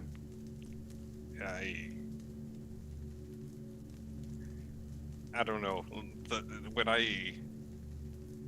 When I was up in Tofino, that was a lot. I don't know. When Nora kills you, will she go after your son? Because I know Leo will. He will find some perverse pleasure in it. They all will. He'll want to see whether or not the man who tried to kill him, whether or not his son would turn out like that too. I drink. Okay. Sounds good. Congrats, you have some vampire blood in you. Your hunger's going to go down back to 1. And congratulations. Welcome to having disciplines for the first time in the Chronicle. For a week. For a week? How many Only a do you week. get? How many do you get? I'm so proud of you, Mason. I don't know if I get any from a vampire. Sorry, I didn't actually look into that too much. No. Let's but double I check know- this real quick. So you But have... I know if I drink from anyone now, I get 1. If they have a resonance or a whatever it's called, I get 2. So what is your... so what is the name of the flaw or that this is? Law was vitae dependency. Okay, your blood but is unable to the- sustain... But the thing for the disciplines again is a regular thin blood rule. You regain your powers as soon as you slake with at least 1 hunger with vampire blood. Yeah, so you have access to disciplines. So you have the ability to... Did you take the one where you could do thin blood alchemy? No. Okay, you did. You took the one that blocked that, right? Nope. Sorry, 1 second. Sorry, guys. Okay, She hit no, me that's right fine. in the feels. That's fair. No, it's good. I love it when characters do stuff. So, you know what? Well, I'm going to say, rather than have the long-winded process of you going out and having to re-drink off of someone else, I'm just going to say that she's low enough generation that it's just going to work. Okay. As if you had gone out drinking. Because that is more cinematic, and I like it. Because otherwise it kind of just truncates the meaning of this scene, you know? Oh, now I've unlocked your power. Now go do that thing you said you weren't going to do. But eat a bunch of people, right? So that doesn't really seem to work mechanically. So what do you gain when you drink now? You get to pick 2 discipline dots, or a discipline and give me 2 dots in it and 2 powers. Ooh, Or beautiful. up to 2. Sorry. Cool. Always 1, sometimes 2 if it's a strong resonance or whatever it was. And is that and it replaces every time you drink, right? Yes. That's weird, but interesting. So I'm gonna give you the obvious one. You're gonna gain 2 levels of potence. Right on. Because you're drinking Giovanni blood. Because, I mean, what else would you get? Dominate? Not feeling it. Everything's fine. So you are going to do... I'm going to give you Soaring Leap. Okay. And I'm going to give you Prowess, because that's the only one that's available. Cool. So, yeah.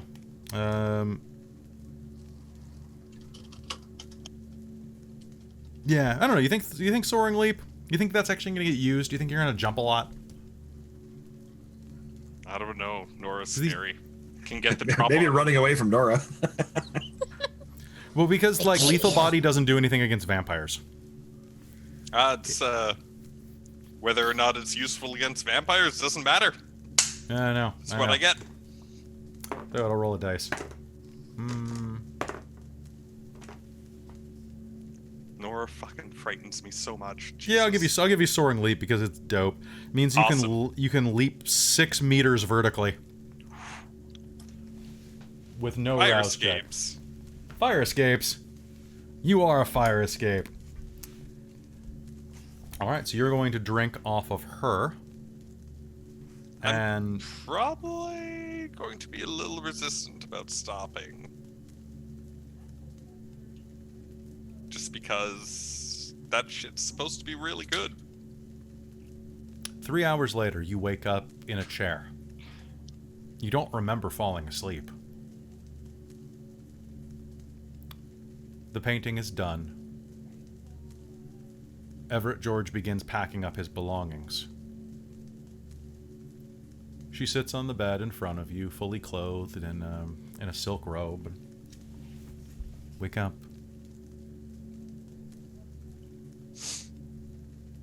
It's done. They're dead?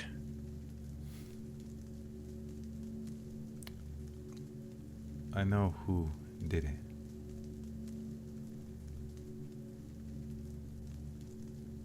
The ritual was a success.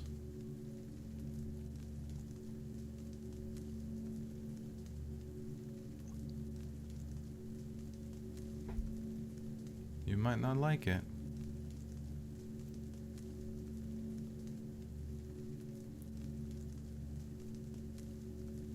She looks up at Everett George, who looks down with a stern expression.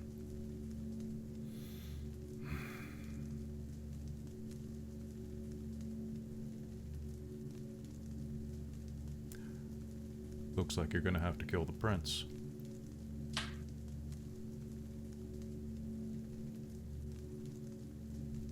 Good luck. He's going to turn and walk out.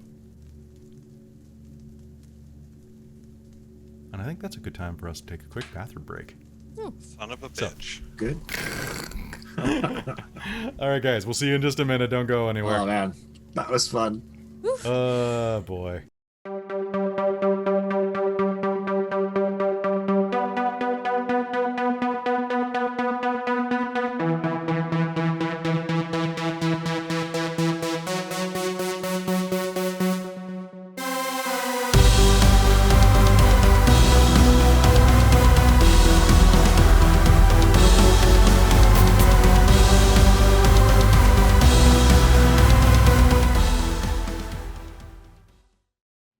Vampire the Masquerade. Victoria by night. You had to pull yourself into character like that. I love it. The night passes. The two of you are left in the wake of where Brittany Ballard abandoned you, coalescing back into darkness and escaping from your manor. You didn't hear the front door open, so there's a chance that she could still be inside. But what do you do with the rest of the night, you two? I guess we gotta have to make a plan. I think we should go get I'm of the opinion we should go find our potential ally that's been buried away. He might be partial to assisting us, or at least have some ideas. We should go quick then. How much time Agreed. of the night do we have, Kelly? Right now, it is a little past midnight. Oh, so we have some time. It's September. You've got about 6 hours probably before you have to start worrying. Should we go check it out? I can't see any reason why not. And our only other choice is to simply hang around here, wondering if Brittany's going to show up again. Let's go have an adventure. I'm quite curious what happened to our little companion. Yeah, I felt bad about that. Perhaps one of us should send a message to Mason and invite him along. You know, make him feel included. Why bother? Why, because we have to take the high road, Nora. We have to take the high road.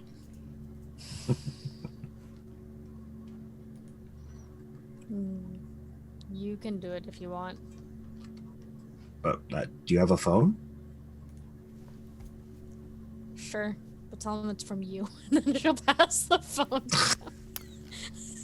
Mason, you make it down to the ground floor of the Magnolia, heading out the front door. The front desk clerk just smiles and kind of motions with his eyes at the slot box for you to drop the key card as you go. Have a good night, sir. Thanks, Cal. Yeah, Cal. Callan? Sorry. Oh, either's fine. Have a good night, Mr. Roy.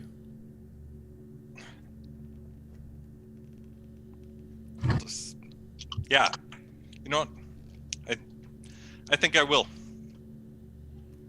And I'll drop it off or drop the key card off and walk out.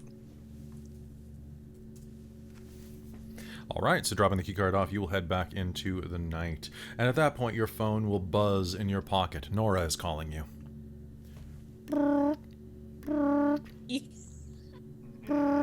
Oh, I got this.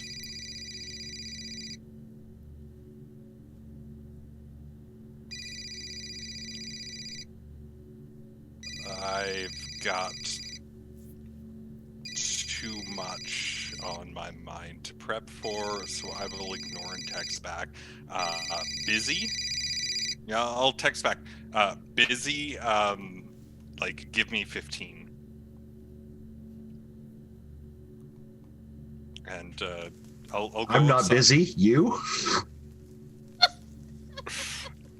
I'll ignore it and just, like, I'm gonna stand outside for a moment and just kind of... I'm guessing that I'm feeling really fucking great, actually, like, having a discipline for the first time. So I'm gonna just kind of stretch a bit and just kind of, like, feel my hands move and just take everything in and think for a moment. And probably he's gonna light a smoke and just he's going to take some time to himself to just think about things and what he wants to do. Sounds good. Real quick, James, as you're... Yep. Can you go ahead and just open your mic settings? Make sure you're not on automatically adjust volume. You're coming in a little loud sometimes, and it's kind of just sudden. Okay. So I think your mic might be... It is on auto right now. Okay, click auto off, and then it'll just level you out what you normally sound like. Zoom, on the recent update, Zoom has turned that on a lot of people's. Oh. Yeah, as it was off before. Yeah, Is that better? Yeah, you sound more normal now. Sounds Okay. good. Okay. Anyway, so you light up and have a smoke. A bit of traffic moves by you down Douglas Street. In the distance, you can hear the sound of the city. Even as quiet as it is during COVID, still living. What are you planning to do tonight?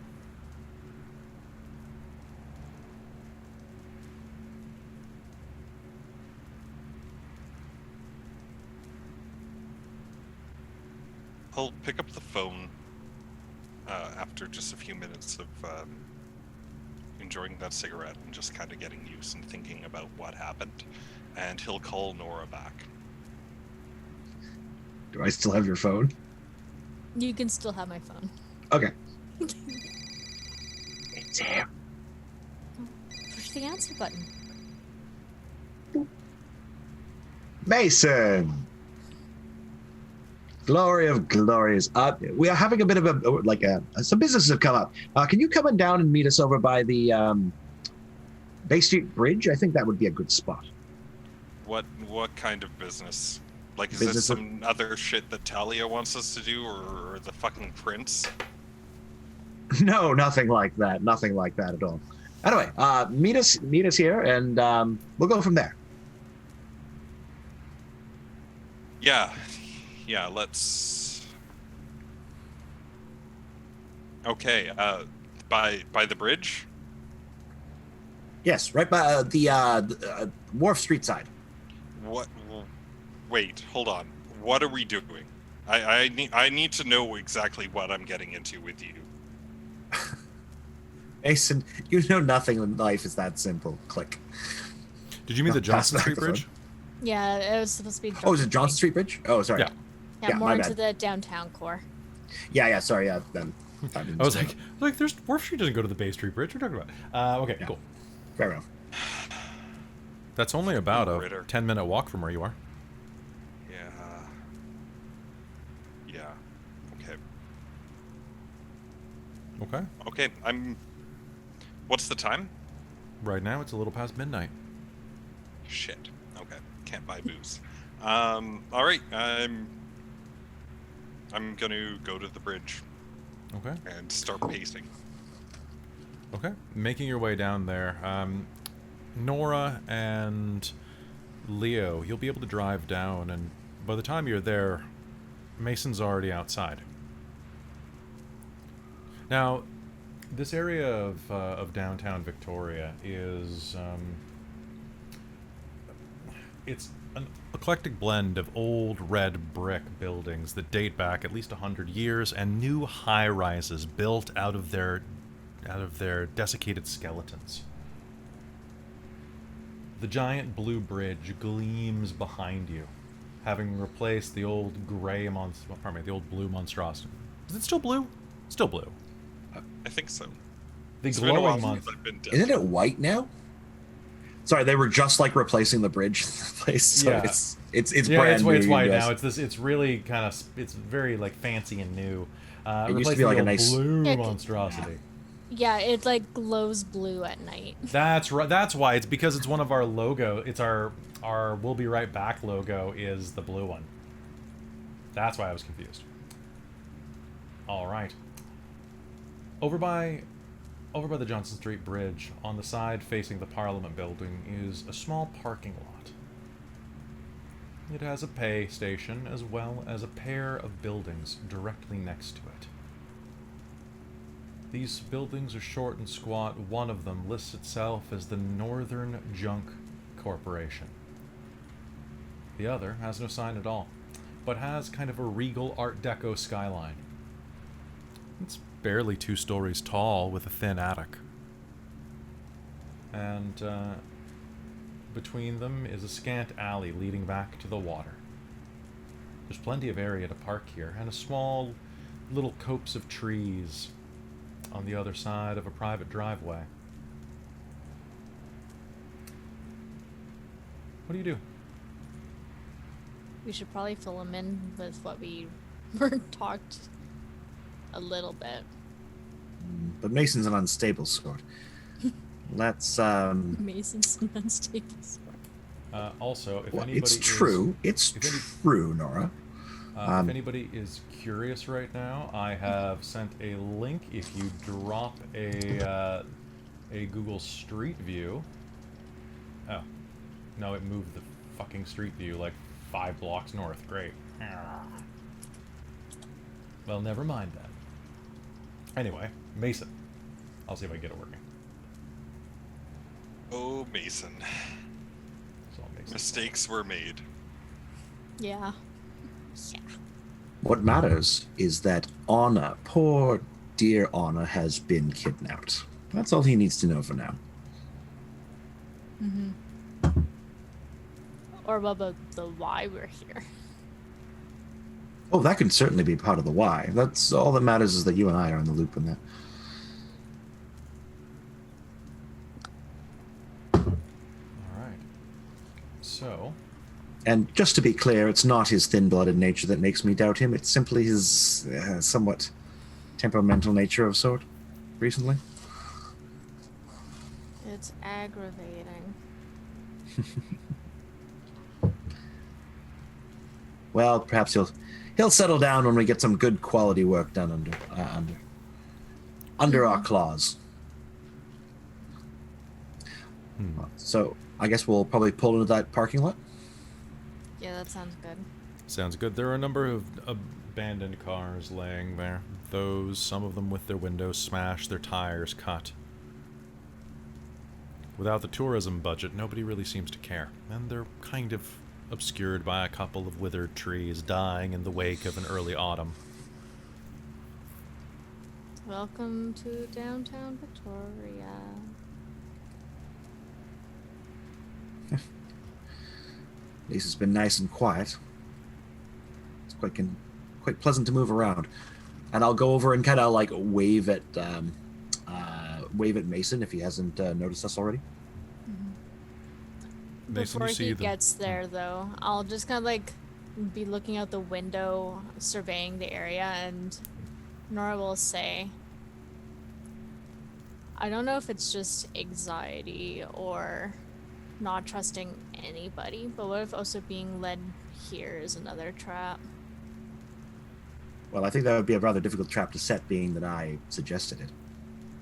Oh, And on a whim, if no else. oh, I thought it was the Primogen that gave the idea that that's where he might be. Yes, it was, but yeah, she... But if Brittany wanted to trap us, we would already be trapped. Ellie, Maybe she likes to play with her food. Yes, Chris. Snowy929 redeemed Hurt Them More. I have seen. Means I have 3 of them now. Oh no! Oh no. Oh no! Oh, I mean- yes! Leo, no! Leo, yes. Go on. Anyway, we'll wave him over.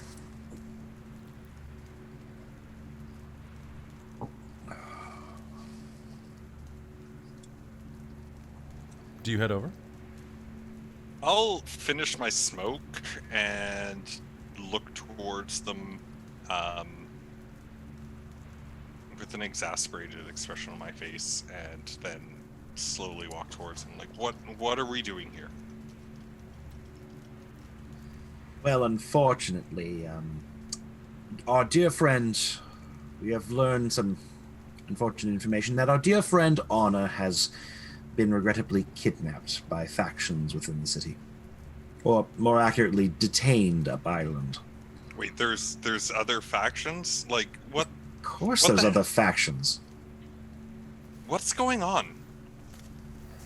We're being extorted to do a job. And it all starts down that alleyway. What's the job? We're to recover something. What? I don't know. Can But you we were tell sent me? here and to recover some sort of buried treasure. Now come along, let's get it done. And Leo's gonna scurry off towards the alleyway. Nora's just gonna stare at him and be like, grr. Vale. What's going on? What are we getting? Who are we going to piss off by doing this? He was talking about factions. What are these different factions? What faction is getting us to do this, and who are we going against? Is I don't he wanna be gonna- blind. coming. I'll just... Fuck you, Leo! When he says it like that, she's gonna take the scruff of his neck and pull him down and Oh, like God. whisper, "The prince," and then let him go.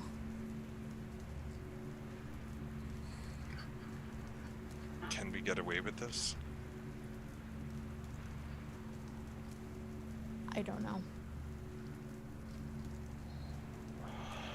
Fuck.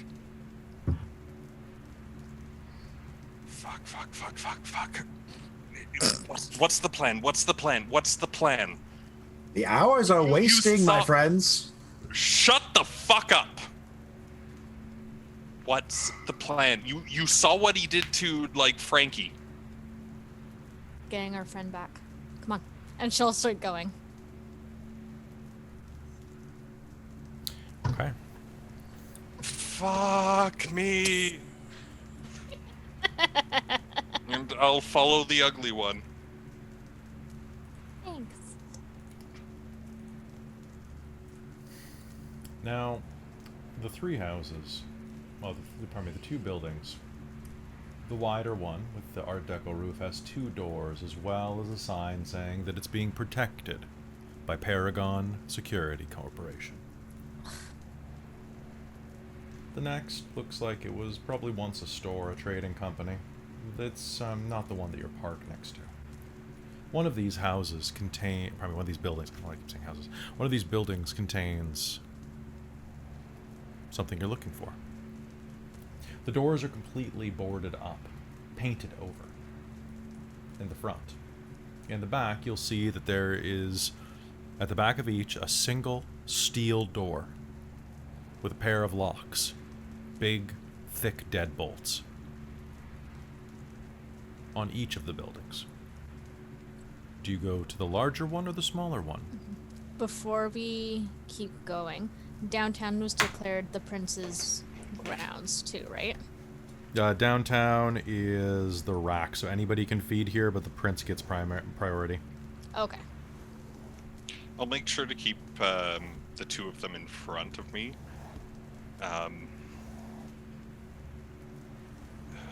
Mason's still thinking about like how he wants to try and approach his situation, so he's going to try and attempt to be stealthy, but if possible, try and keep the other two in front of him as much as possible. He doesn't want either of them on his back.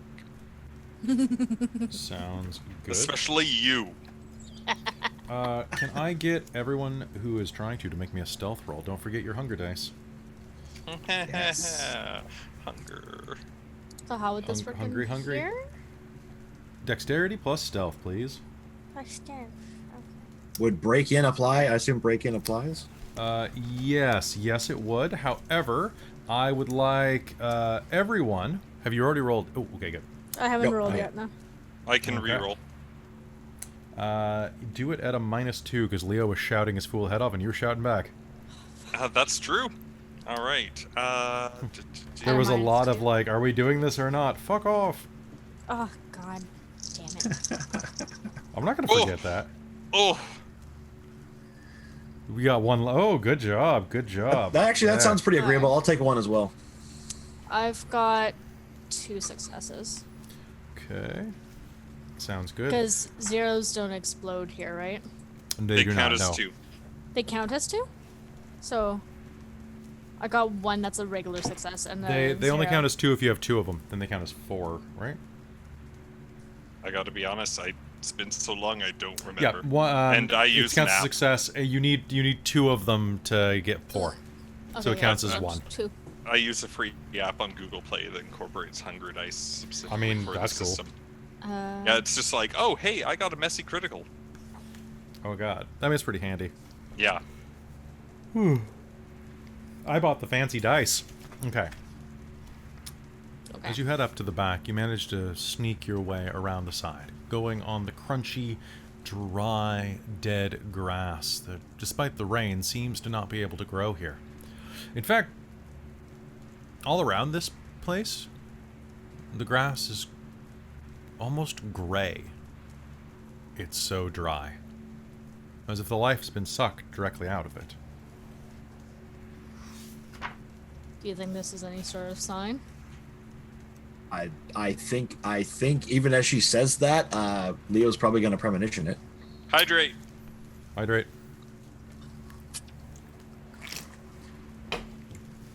Okay, you can make me a rouse check. Rousing. I got a 7. Okay, that's sufficient. And give me a... Damn it, I keep bumping my mic. Make me a resolve plus Auspex roll. 2 successes. Okay.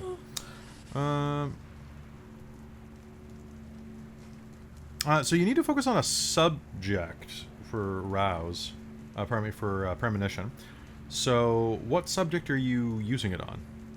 Oh, I was going to use it on the dead grass, honestly, since I caught her eye, and there's some strangeness to it.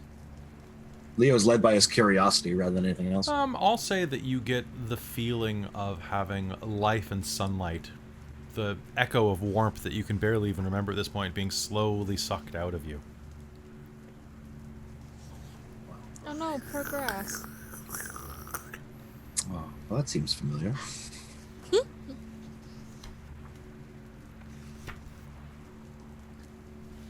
I get the impression that this is, of unfortunately normal circumstance. Let's get inside. Does anybody have a way to get inside? I have lock picks. Sure. All right. So you can go ahead and do this. This is going to be a complicated lock, but I think you can probably do it.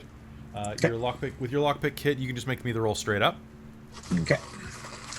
and you're going to need probably 3 successes to get through both locks. I have 6 successes. Critical win if success. Okay. Did I just find the key? Wait. Critical or like Bestial. Critical win if success, not bestial. Okay. So with that, Yeah. you're going to be able to pop the lock, one after the other, and are going to open the back door. Now, what you weren't expecting as you opened the door was a stairwell.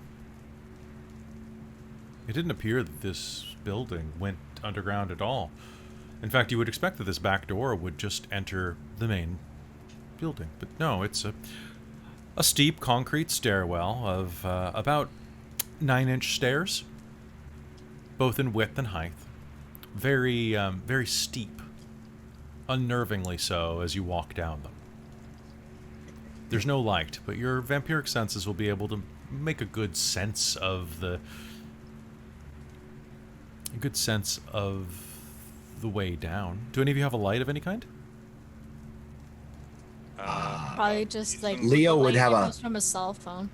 Leo would have like one of those little mag lights, but like one of the old school ones.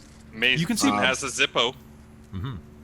You can see pretty well in the darkness, but it's still kind of dim and kind of a reflex to reach for one. I just realized that I can't remember if in 5th Ed vampires can see in the dark, because they gave it to them in Requiem, and they didn't used to have it in Masquerade, and now I can't remember. And it's not worth What's looking more at. dramatic for you, Kelly? More dramatic is always to have a flashlight. Because then you have to go, there we go. Okay. Right? That's...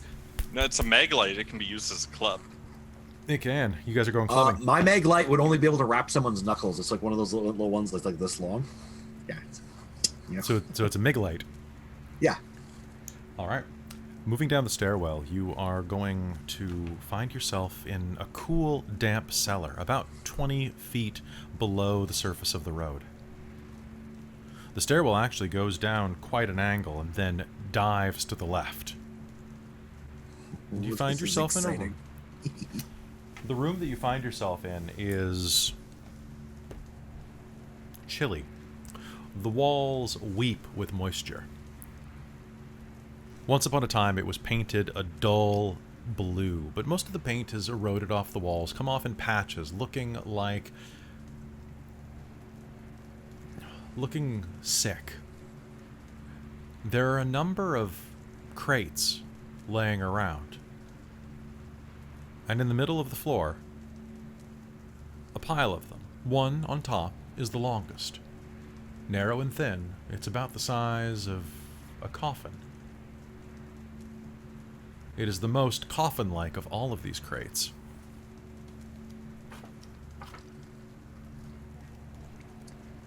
Does this look familiar at all? Like, did we see the box Frankie got put into? It doesn't look dissimilar from a lot of the boxes that were around that warehouse that he was taken in. But we did definitely help in the hurt on Frankie. You did. This is all your fault. So it's probably possible that we did catch a glimpse of probably the box, unless they like dragged his body away off stage, right? So these boxes do look familiar. I mean, they look like crates. But I would say, yeah, they look as familiar as any crate does. There's nothing printed on them.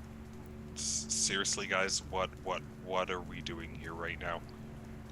Leo's probably gonna go over to the box and just kind of like I can't wait to see what's inside. I'm going to grab my switchblade. Like, just out of my pocket, have it in my hand, have it ready. Mason's feeling very anxious right now. While Leo's looking at the Switchblade and obvious Zippo. boxes, though, I want to be looking for the not so obvious. Sure, you can make me an investigation roll. Let's see, what's an investigation? What's investigation? Ooh, that's good. Cool. May I also use a? Oh, actually no. You use a Let's willpower after the roll in the system. All right. I thought I had to declare before doing it. 1, 2, 3, 4 successes. 4 successes. As you're looking around, you can hear the sound of the city outside, the waterways. There are a number of boxes here, all of different sizes and shapes. Mm-hmm. And as you're looking at them, you'll notice that one of them has something dripping on it.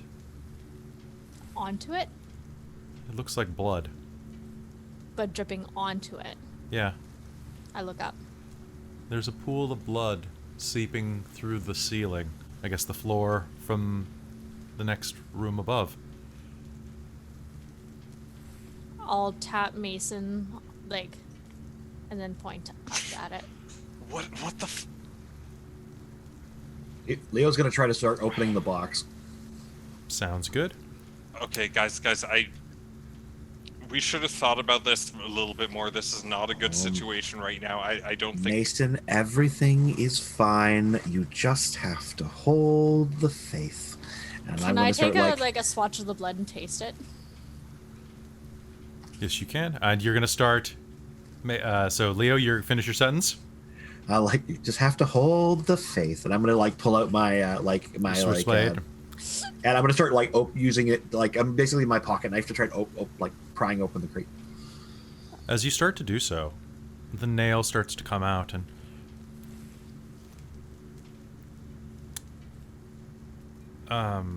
Nora, you put your finger down and taste it. It's rich and spicy and has earthy notes to it, and is absolutely kindred blood.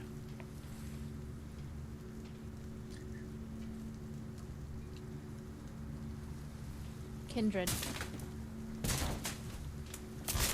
Kindred? You start to feel the box shake.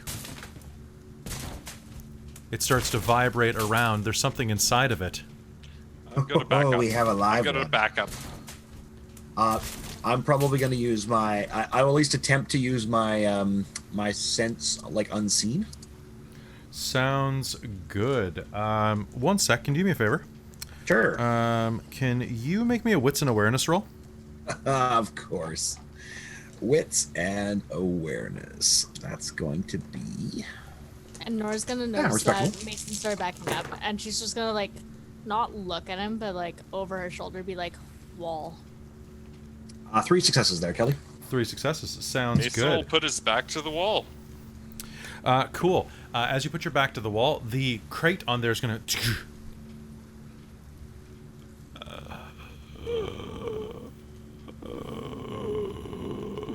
is going to echo from inside of the box. Help. Help.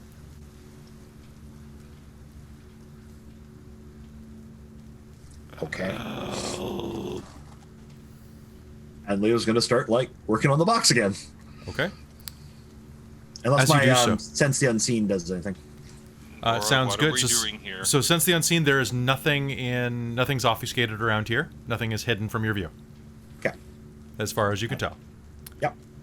Okay. I will pop the top if I can. As you pop the top, you will get one of the last nails out, and suddenly the top of the crate will explode outwards, a shower of splinters as something lunges out. I need you to do me a favor and make me, this is going to be a close combat check.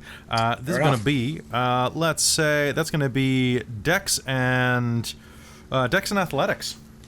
Dex and athletics. Brace yourselves, ladies and gentlemen, for my 2 dice. Let's see I if this believe in works. you, Ritter. You must spend a willpower. I'll probably spend a willpower too, if that's okay. That willpower sounds gives great. How, It what allows is you to it? re-roll up to 3 failed dice. That Oh, okay, aren't never mind. under Actually, this. sorry, I have actually 2 successes. I won't use the willpower, then I can't. Cool. Wouldn't do anything. I have 6 successes. Fair enough. Okay. So I'm just gonna check this real quick. I just want to check this kind of damage real quick. Yeah. Okay. Yep, that's gonna do that. There is going to be an explosion as something lurches out of the box, surges up and bites into the side of your stomach. You are going to do me a favor, and you are going to take... how many successes did you get? You got 2? Yeah. Okay, so I just got to double check this because we've had very little combat in this game. 1 sec. So that is going to be... I'm going to get it. I'm just trying to remember what the difference between superficial damage is and wind, because you have all superficial damage. And this is technically... because they don't have the rules for this published yet, is why I'm having struggling with this, for those of you who are in the chat going, why doesn't he understand this way? Yeah, 'cause they haven't published this thing yet. Okay. So I guess what I'm gonna do is just check my weapons chart and just see what it does and assume that they are that.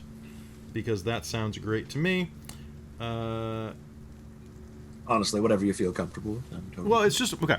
So, a melee weapon against a vampire still does superficial damage unless it is powered by something otherworldly, right? I would say, yeah, that would make sense. Like a knife does superficial damage, right? Okay.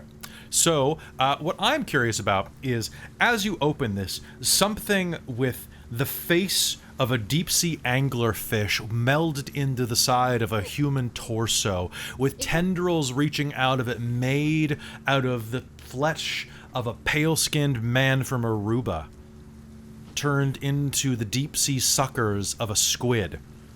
Reaches out, wraps around you, and then bites a piece of your stomach off. I feel like this is... I'm kind of torn on whether or not it's aggravated or superficial. It doesn't feel superficial to me. Well, I mean, aggravated damage is supposed to be things that are like magically infused or have like the weight of like a great weight of presence behind them, right? Like, I'm not sure that creature would register for that. I mean, I would lean towards superficial. I'm comfortable with either, but I would kind of. So actually, I'm going to ask the chat real quick because I know Ravenous Archon has been playing a bunch of stuff. So if you were going to be fighting Aquaman? No, if you were going to be fighting exactly what Soul Omen just called it, what would you say it is? Probably superficial still? I guess they are just normal teeth. Okay, cool. So you're going to take 4 levels of superficial damage, which, because you're a vampire, is going to halve down. And blood is going to burst out of you as you are hit by this thing. And at that point, 2 more of the crates are going to explode nearby, releasing these strange creatures that are multi-eyed. One of them looks like a spider that's been stretched out and made out of what looks like the bodies of several young girls. Oh, no. Their beautiful blue eyes are stacked on top of each other in rows of 4. They titter and cling to the side of the brickwork. No, not brickwork. There's no bricks here. Cling to the side of the wall with broken fingernails that snap off as they try to grab onto the slick surface. And another one is going to be a cyclopean man with rippling muscles. And at that point, I think it's probably best if we just enter narrative combat at this point. Or at least narrative initiative. All right, so Leo, this one is directly in front of you. Over by the door is where the huge cyclopean man is standing, and the spider girl is over closest to Nora. So in quick case, Anglerfish Man is next to Leo. Okay. You have the Cyclops, Mason, and Nora, you've got the girl. So basically what we will do is we will just go through combat. You act closest to the situation. So in this case, it's going to be that Leo, you were the first one who was attacked. What is your action? Leo would probably be like startled for a moment, and then he would basically sink his teeth into the thing, hoping that the kiss might like distract it, and then hurl it away from him as soon as he distracted it. All right, so you can go ahead and make me a grapple check to try to bite it. So that is a strength and brawl roll, please. I suck at those too. All right, and it is going to try to not get bit. That's fair enough. I have 4 successes. I have 1 with a bestial failure, which which triggers my my clan bane as well. Okay, bestial Malk's failure. got a milk. You're going to increase your hunger by... Ooh, you know what I'm going to do? You are going to lunge forward to try to grab it. It is going to surge forward, grab you by the arm, and tear along, ripping your sinew. You're going to take a point of aggravated damage. It bites you that deeply. Damn. How do I mark aggravated damage? The X. Oh, okay. Okay. I'm using a digital sheet. All I got is on or off. Okay. I'll put it on the other end of the sheet. So bad. Okay. I got it. Yeah. What happened to the fight music in this? I feel like there should be more fight music. Not this weird chase music. Hold on. I'm gonna find a fight song. My Take Back My Life song. And then I guess that was a bestial failure, so I suffer a penalty to physical, mental, or social for 1 scene, in addition to compulsion effects of equal severity. Sounds good. Okay, so that will be there. Let's say, do I have... Sorry guys, I just want a quick fight song. Alright, you know what I'm going to use? I'm going to use my favorite. Okay, and for those of you who...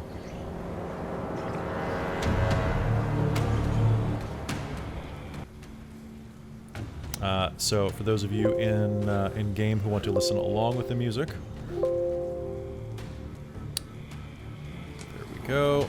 Boop. Cool. There you go. You can listen along to this. All right. So, you are going to suffer a visual failure and are going to step away. Next to you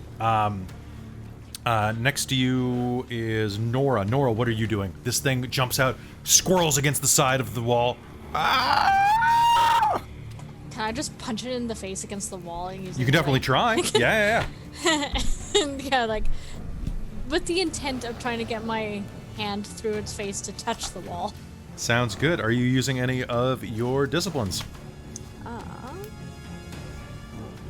So, my lethal body works only on mortals, not vampires. But this is not a vampire, so you don't know. Maybe it works.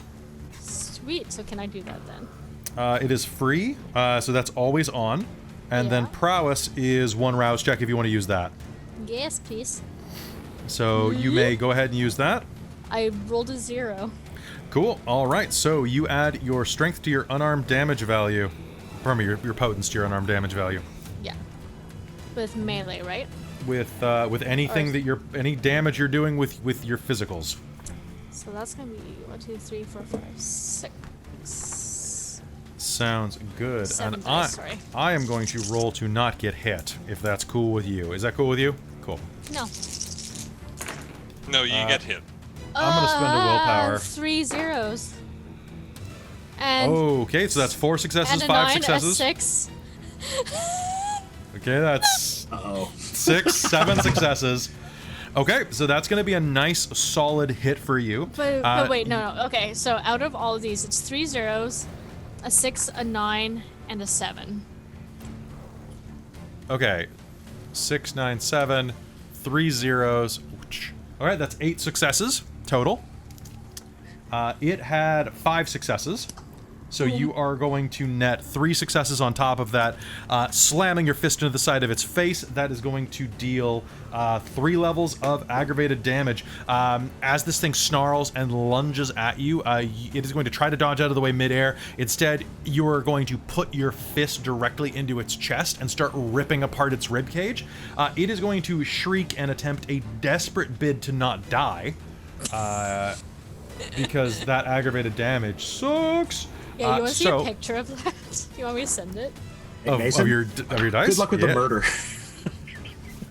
I've said before, like, out of, He's like, not on terrified. camera, that, like, Vale fucking terrifies Mason. And that has just been reiterated. Right? I think you could do it. Just hit her with a truck first. That's usually the way that it works. Oh, this is gonna have to be planned. You do it after you kill the prince. Just drag her out into the sunrise. Okay. And, god damn, where are my combat rules? I changed my page, and now I can't find them.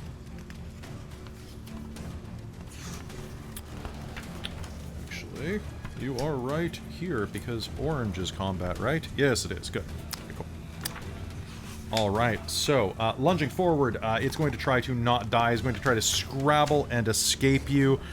Nora, what I want you to do is, you can make me a defensive roll. Dex and athletics. Dex and athletics. Not death and athletics, Dex and athletics. Dex. Okay. Advanced combat. Block.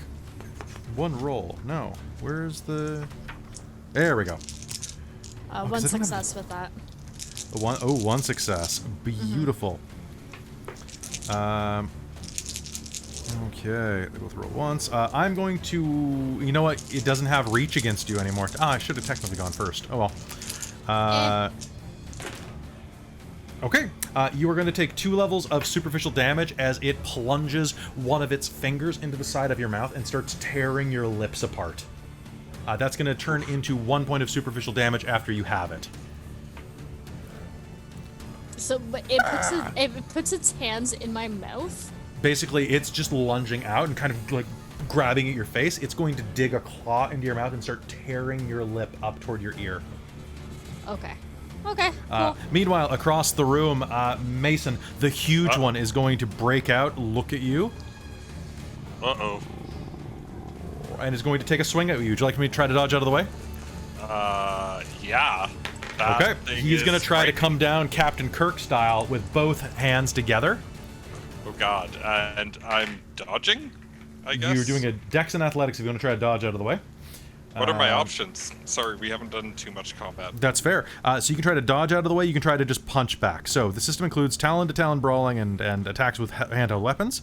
Attacker usually rolls strength and brawl for unarmed attacks, dex and melee for one-handed, or strength and melee for two-handed. Defender rolls as above or uses dex and athletics to dodge. Now I was letting people do both. I guess technically it should just be a one-off. You dodge or you fight back. It's basically to try to push through combat quickly. Do I quickly. have the option of using prowess? Yes, you can do that first, real quick. Okay, I got 1 success on the rouse check.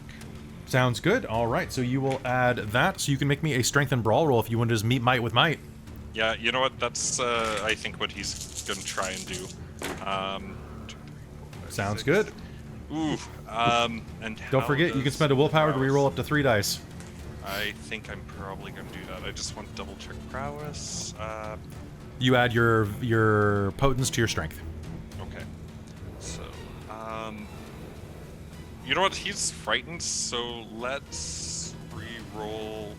So I got 5 and 7 with a willpower. All right, you are going to beat me by 3. Congratulations. And you are doing lethal damage. What are you doing? So this thing goes. I think I'm still doing superficial, unless it's a vampire. Nope. It still lists Because my unarmed. you're right. Because I didn't give you. I gave you the Lethal leap body. instead.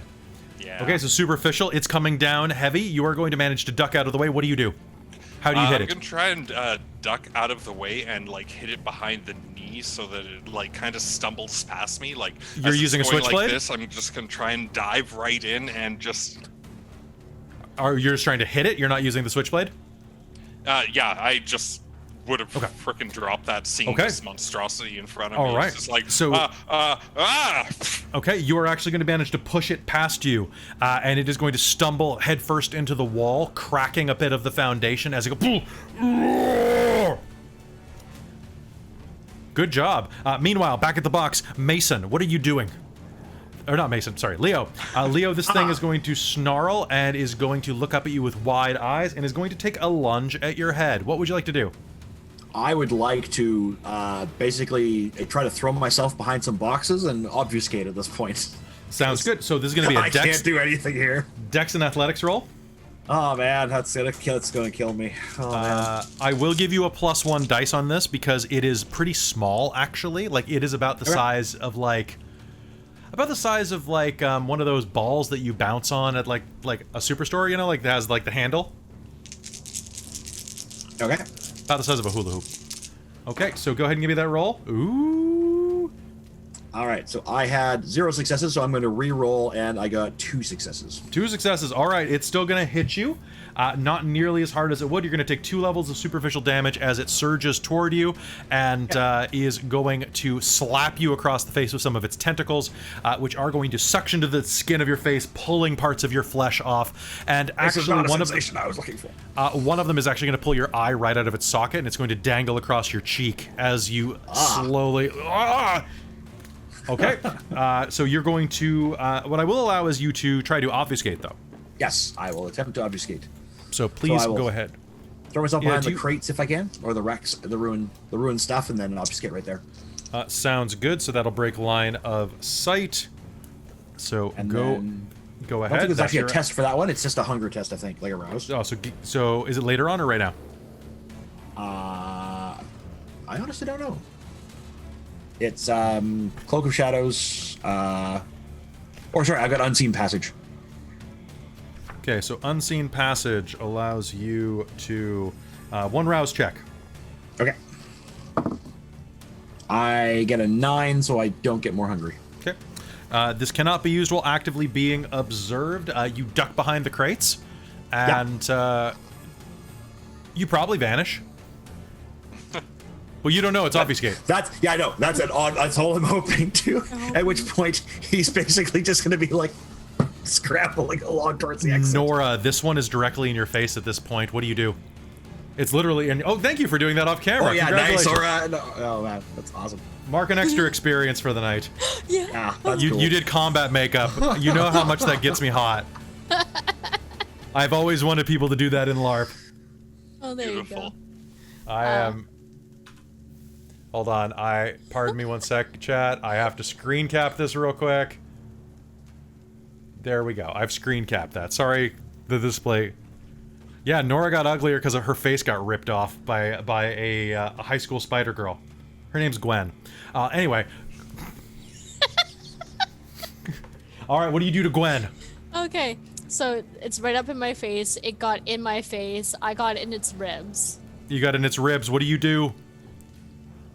I want to take my arm and like catch it by like the elbow or like a joint that went across my face and pull its arm off of its socket.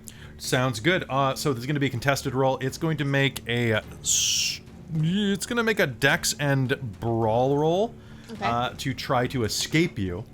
Okay. You are going to make a strength and brawl roll to try to just hurt it. Okay.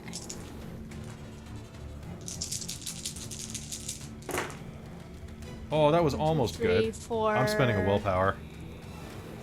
You're spending a willpower? Yeah. I got 4 successes. I got 4 successes. So, you know what I'm gonna say? I'm gonna say this is gonna be... Oh my wrath. Okay, so that's... Oh, God. I'm gonna say that... I'm gonna say Ty... Okay, you know what? Reroll. A reroll? Reroll, because this... I don't see how this makes sense. Like, it's trying to, like, squirm out of your grasp. You're trying to rip its arm off. Something is going to happen here. 1, 2, 3, 4, 5. 5 successes? Yeah. Okay, hold on. Okay. And... Okay. So, it is going to manage to make it out of your grasp. Is going to slip basically on your blood. Go out of your grasp. Land. I'm going to spend to hurt them more. And she is going to snarl and attack you. You may make a dex and dodge roll or a strength and brawl roll again if you'd like. Strength and brawl, please. Yep. No. Oh shit, son. I'm gonna spend my last point of willpower. 4. Cool. That is 1, 2, 3, 4, 8 successes. Fuck. You are going to take... she is going to lunge at you, slam into your stomach with 4 of these sharp-taloned... Well, actually, some of them are blunt. This is... With incredible force, she's going to start ripping your clothing and grabs the side of your belly button and starts ripping your skin. Oh, there goes my belly button ring. She opens you up like a Christmas present. You're going to take 5 levels of superficial damage. That turns into, I guess, 2. 2? Okay. I think we round down on this. I believe so. I believe so. Well, it makes sense. It's a vampiric body. So, a critical. So what do you need to get a critical? Picking choose critical is... Oh yeah, what am I doing? Potential critical win. What defines a critical win? I can never remember that. Is it just getting a critical success? Yes. Yes, it is. Cool. So I'm going to roll on this what happens to Nora chart. Nora, can you do me a favor? You are going to... Okay. You know what? This is gonna... You're gonna lose... This is going to hurt so much. I need you to spend a point of willpower or lose your next turn. I'll spend. Okay, sounds good. Meanwhile, the Cyclops is going to turn back from the wall. What the fuck are we doing here? He's going to take a swing at your head. Strength and brawl, what do you got? I'm gonna strength and brawl back. Okay, I believe in you, Cyclops man. I do not believe in Cyclops Man. Cyclops Man isn't real and cannot hurt me. Ooh, I don't know, man. I think I've got quite a few successes. 6? Nope, I've got 5, unfortunately. So what were you doing? probably the same thing, trying to like if like he was coming after me with like the Kirk hit again, or all right, I'm gonna just do the same thing and just dive fucking behind him and kick him in the knee again. Okay, his leg is going to crack, and you're going to hit it hard enough with that you're going to see his knee dislocate and twist underneath him horribly, like trying to pull a chicken wing apart. What the fuck are we doing here, guys? He is going to hit the ground. I'm going to spend another hurt them more, and he is going to try to grab you by the ankle. This is grappling. So this is I have to make a strength plus brawl roll versus your strength plus brawl. Ooh. I'm gonna spend a willpower. I'm gonna spend a willpower. Shit. So I got 4 before. Ooh, 6. Ooh, shit. Okay, so he is going to scrabble through the ground. You are going to manage to not only dodge out of the way, he grabs toward your ankle. You're going to be able to grab onto him first. What do you do? Throw him towards Nora, because I think she's closest. Okay, sounds good. Pulling him off his broken leg, you're going to pull him forward on that one hobbly leg, and he's going to start surging toward Nora. Nora, back on your side of the room. I'm going to cut back to you real quick. This thing is right in front of you. It shimmies out of your reach and starts to like dance behind the crate in the center of the room, away from you. Behind you, you hear as a giant cyclopean thing starts tumbling toward you. It looks like it wants to take a bite out of you or a punch out of you. What do you do? I'm gonna dodge out of the way. You're gonna dodge, okay. Mm-hmm. Damn. I have 6 successes. Puny thin blood. 1, 2, That's 3, what I was 4, 5. I'm gonna use a willpower to re-roll my fails. Your fails? Okay. So I'm at 5. Come on. 6, 7. Okay, so you're going to dive out of the way as this thing crashes through the crates near you, and you are going to see that they are full of dirt?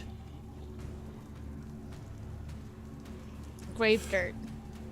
Maybe, I don't know. Meanwhile, on the other side of the crate, Mason, this spider girl tumbles toward you, trying to seek comfort behind that center podium.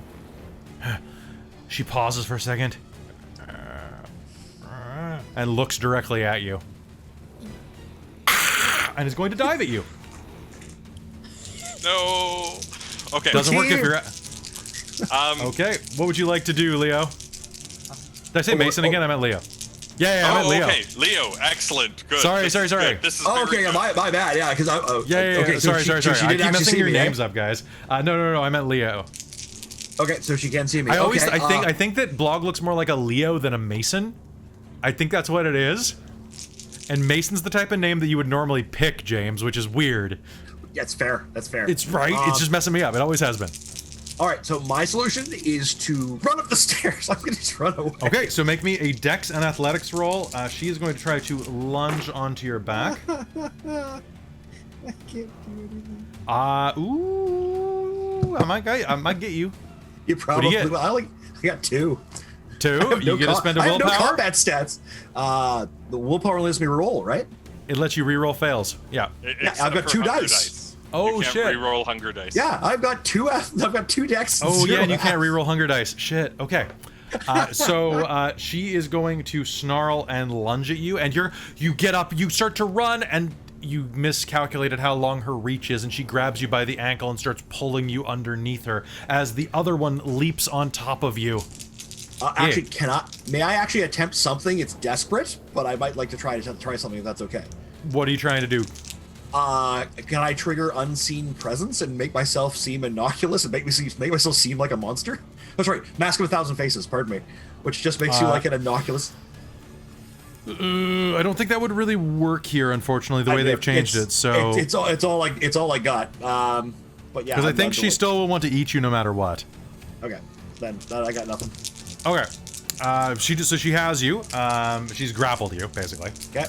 The fish thing is going to snarl and leap at leap at Nora, who is now in range. Nora, this strange fish-bodied man is going... I have no way to describe this, guys. Looks basically like... You know what this looks like? It looks like a huge, serrated, fanged mouth version of Quanto from Total Recall, but without the head. It is. Like a body pushing through the center mass of a human, but with a mouth like this big. So it's going to lunge at you with a strength and brawl roll. Okay. You can... What are you gonna do? Hit it back? You gonna dodge? What are you gonna do? I want to keep its momentum going, but push it into the other one that just tried to get at me. Sounds good. Go ahead and give me that roll. What kind of roll would that be, you think? That would be strength and brawl. Nice. And that reminds me, the next time that you guys get attacked, I probably should be asking for Fury Frenzy rolls. All right. But I don't feel like it at the moment. What's frenzy? Oh yeah, fair. You're fine. So I rolled 2 zeros. That's Okay. one. Oh, So did you? Okay, so that's 4 that's successes? 4 right there. 4. Okay. 5. All right. 6. Holy shit. 7, 8. Okay, so you are going to manage to hurl this thing into the tall one. It is going to take a bite, as is its wont, and that is going to be 3 successes worth of aggravated damage in this case. To the Cyclops, it's going to hurl, bite onto its head, and it's going to pop its skull like a ripe raisin. Well, ripe grape, which is a raisin after a fashion. And you were going to dodge to the ground. Mason, you are up. This thing is directly in front of you, gnawing on the Cyclops. What do you do? Back away. Slowly. Because if they're eating each other, they're just like, Ritter, Vale, what the fuck are we doing here? And just back away towards the door. Okay. The one that is grappling you right now, Leo, is going to start climbing up you to bite into you. You can make me a strength and brawl roll to try to overpower it. Oh, that's gonna be great. All right. What do you got? 1 success. 1 success. All right. So I was strength of 2. Gwen is going to bite you for 2 There's levels Gwen. of superficial damage, Okay. which turns into 1. And can you make me a frenzy roll, please? Oh god. Okay. So that is a resolve and composure roll plus 1. That's a roll I might actually have a chance on. Yep. You have 2. You need 2 successes. Resolving composure, you said? Yes. Also, hey, I have Ardhart, one- good to see I you. have 1 success. You have 1 success. All right, so you'll manage to stave it off for a round as it claws into you. Nora, directly to your side, you are going to see that the spider thing is crawling on top of Leo, biting into the side of his rib cage. What do you do? And it's like, is Leo on the ground, so it's also on the ground? Yeah, it's pinning him to the ground, clawing into him and biting him. So I'm still ouchies, but I'm gonna walk, like, limp kind of over and, like, take my foot and just, like, put it through it. Okay, go ahead, make me a strength and brawl roll, and can I use my, It's on for the scene. Oh, nice! Wait, you weren't using it before? No, not the last ones. No, just Holy the first shit, one. Winter. Okay, so... I am so glad you're my friend. You make up for me entirely. Remind me if your hunger dice, Winter, end up get Oh wait, you only have 1 hunger dice right now, don't you? So you can't actually get a bestial crit. Oh, Okay. Oh, actually, yes, you can. If it's part of a bestial crit, you can. that's 6 successes. Leo, this thing leers back and bites into the side of you, starts ripping through your ribcage. You feel one of your floating ribs peeled away from you in agonizing pain, and then you'll hear as its face is stamped into the ground. Nora's just standing over you, blood. So, Leo All will right. just kind of like, okay, is there anything else, or are they all dead? Make me another frenzy roll. Oh, make me a me make a friend. You make me a frenzy roll. You're still risking frenzy. You're still fighting Oh. down the fury. Oh shit. Resolve and okay. composure +1. And Mason, you're backing away. What are you doing? One of the one that's chewing on the Cyclops turns and slowly looks at you. It snarls with its big fangy lips and is going to lunge at you. What'd you get on the roll, Leo? 3. 3. All right, you are controlling yourself. I am making a strength and brawl roll to try to bite Mason's head off. Mason, what are you using? I'm gonna try and fucking kick the thing in whatever stands for its stomach and like get it away. It's mostly its teeth, but yeah, okay.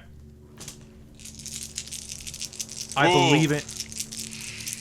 5. Beastal failure if I miss. 3.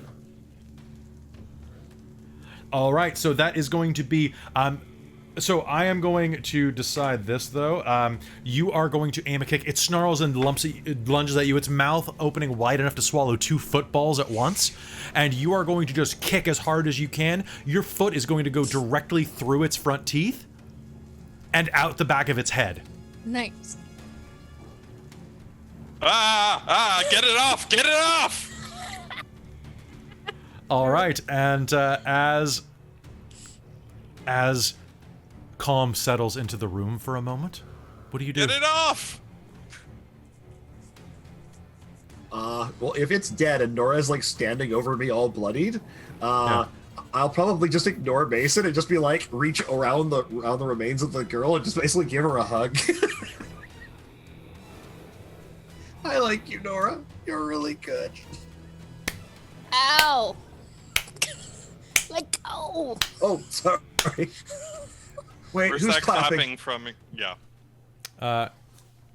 You hear clapping come from the other side of the room, and slowly you see a pair of long, fingernailed, pale, wrinkled hands in the darkness. No, not in the darkness. In that pool of blood that slowly spreads.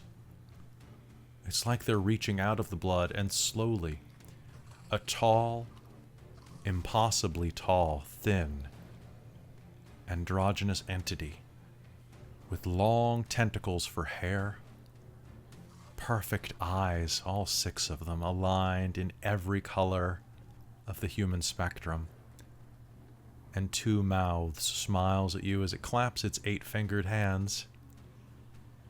With 2 voices at once, it says, "Most entertaining. I look forward to hearing your story." And I think we're going to call game there for the night. Oof. All right, so guys, that's going to be it. Thank you very much for watching an episode of Victoria by Night, where we just decided, fuck it, we're bringing in the Zamisi. Because why not? Why not? They're so cool. They're so cool. And by the way, sorry for the rules hang up. I was like, oh shit, does a flesh crafted ghoul do superficial or aggravated? And I'm like, well, technically it would depend on the one. And then I'm like, well, that one gets like, the Cyclops would have done aggravated damage if it hit, but it didn't manage to hit anybody except for crates. So, thank you very much, Arthur.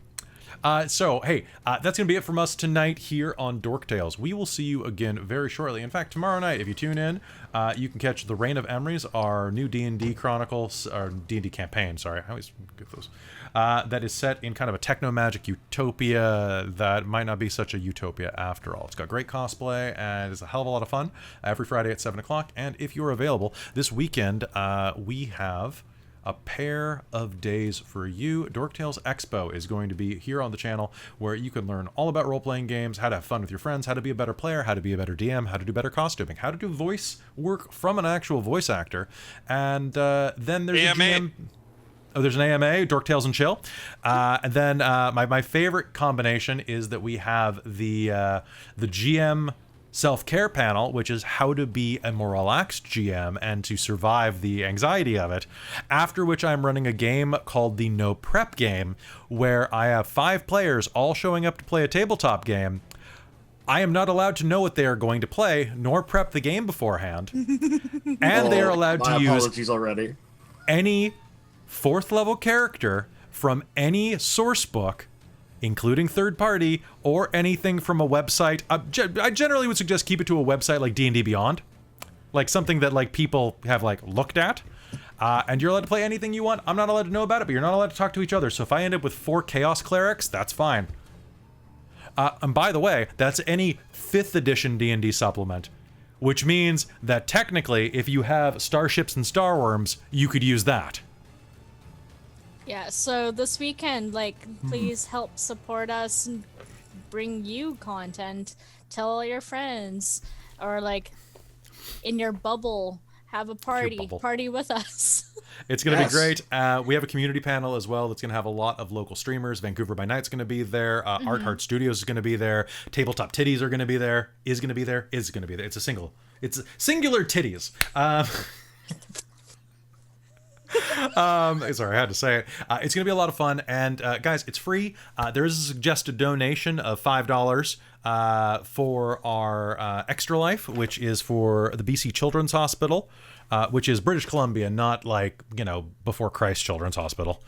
Although, hey, maybe the Flintstones need help. You know what? They don't. They have vitamins. So everything's going to our Extra Life page, which is extralife.org/dorktales. Last year we raised more than $10,000 for these kids. This year we're trying for 15, and this is the first of several events that we're running. And you can, donate to each of us individually. We don't profit at all. I need to state that.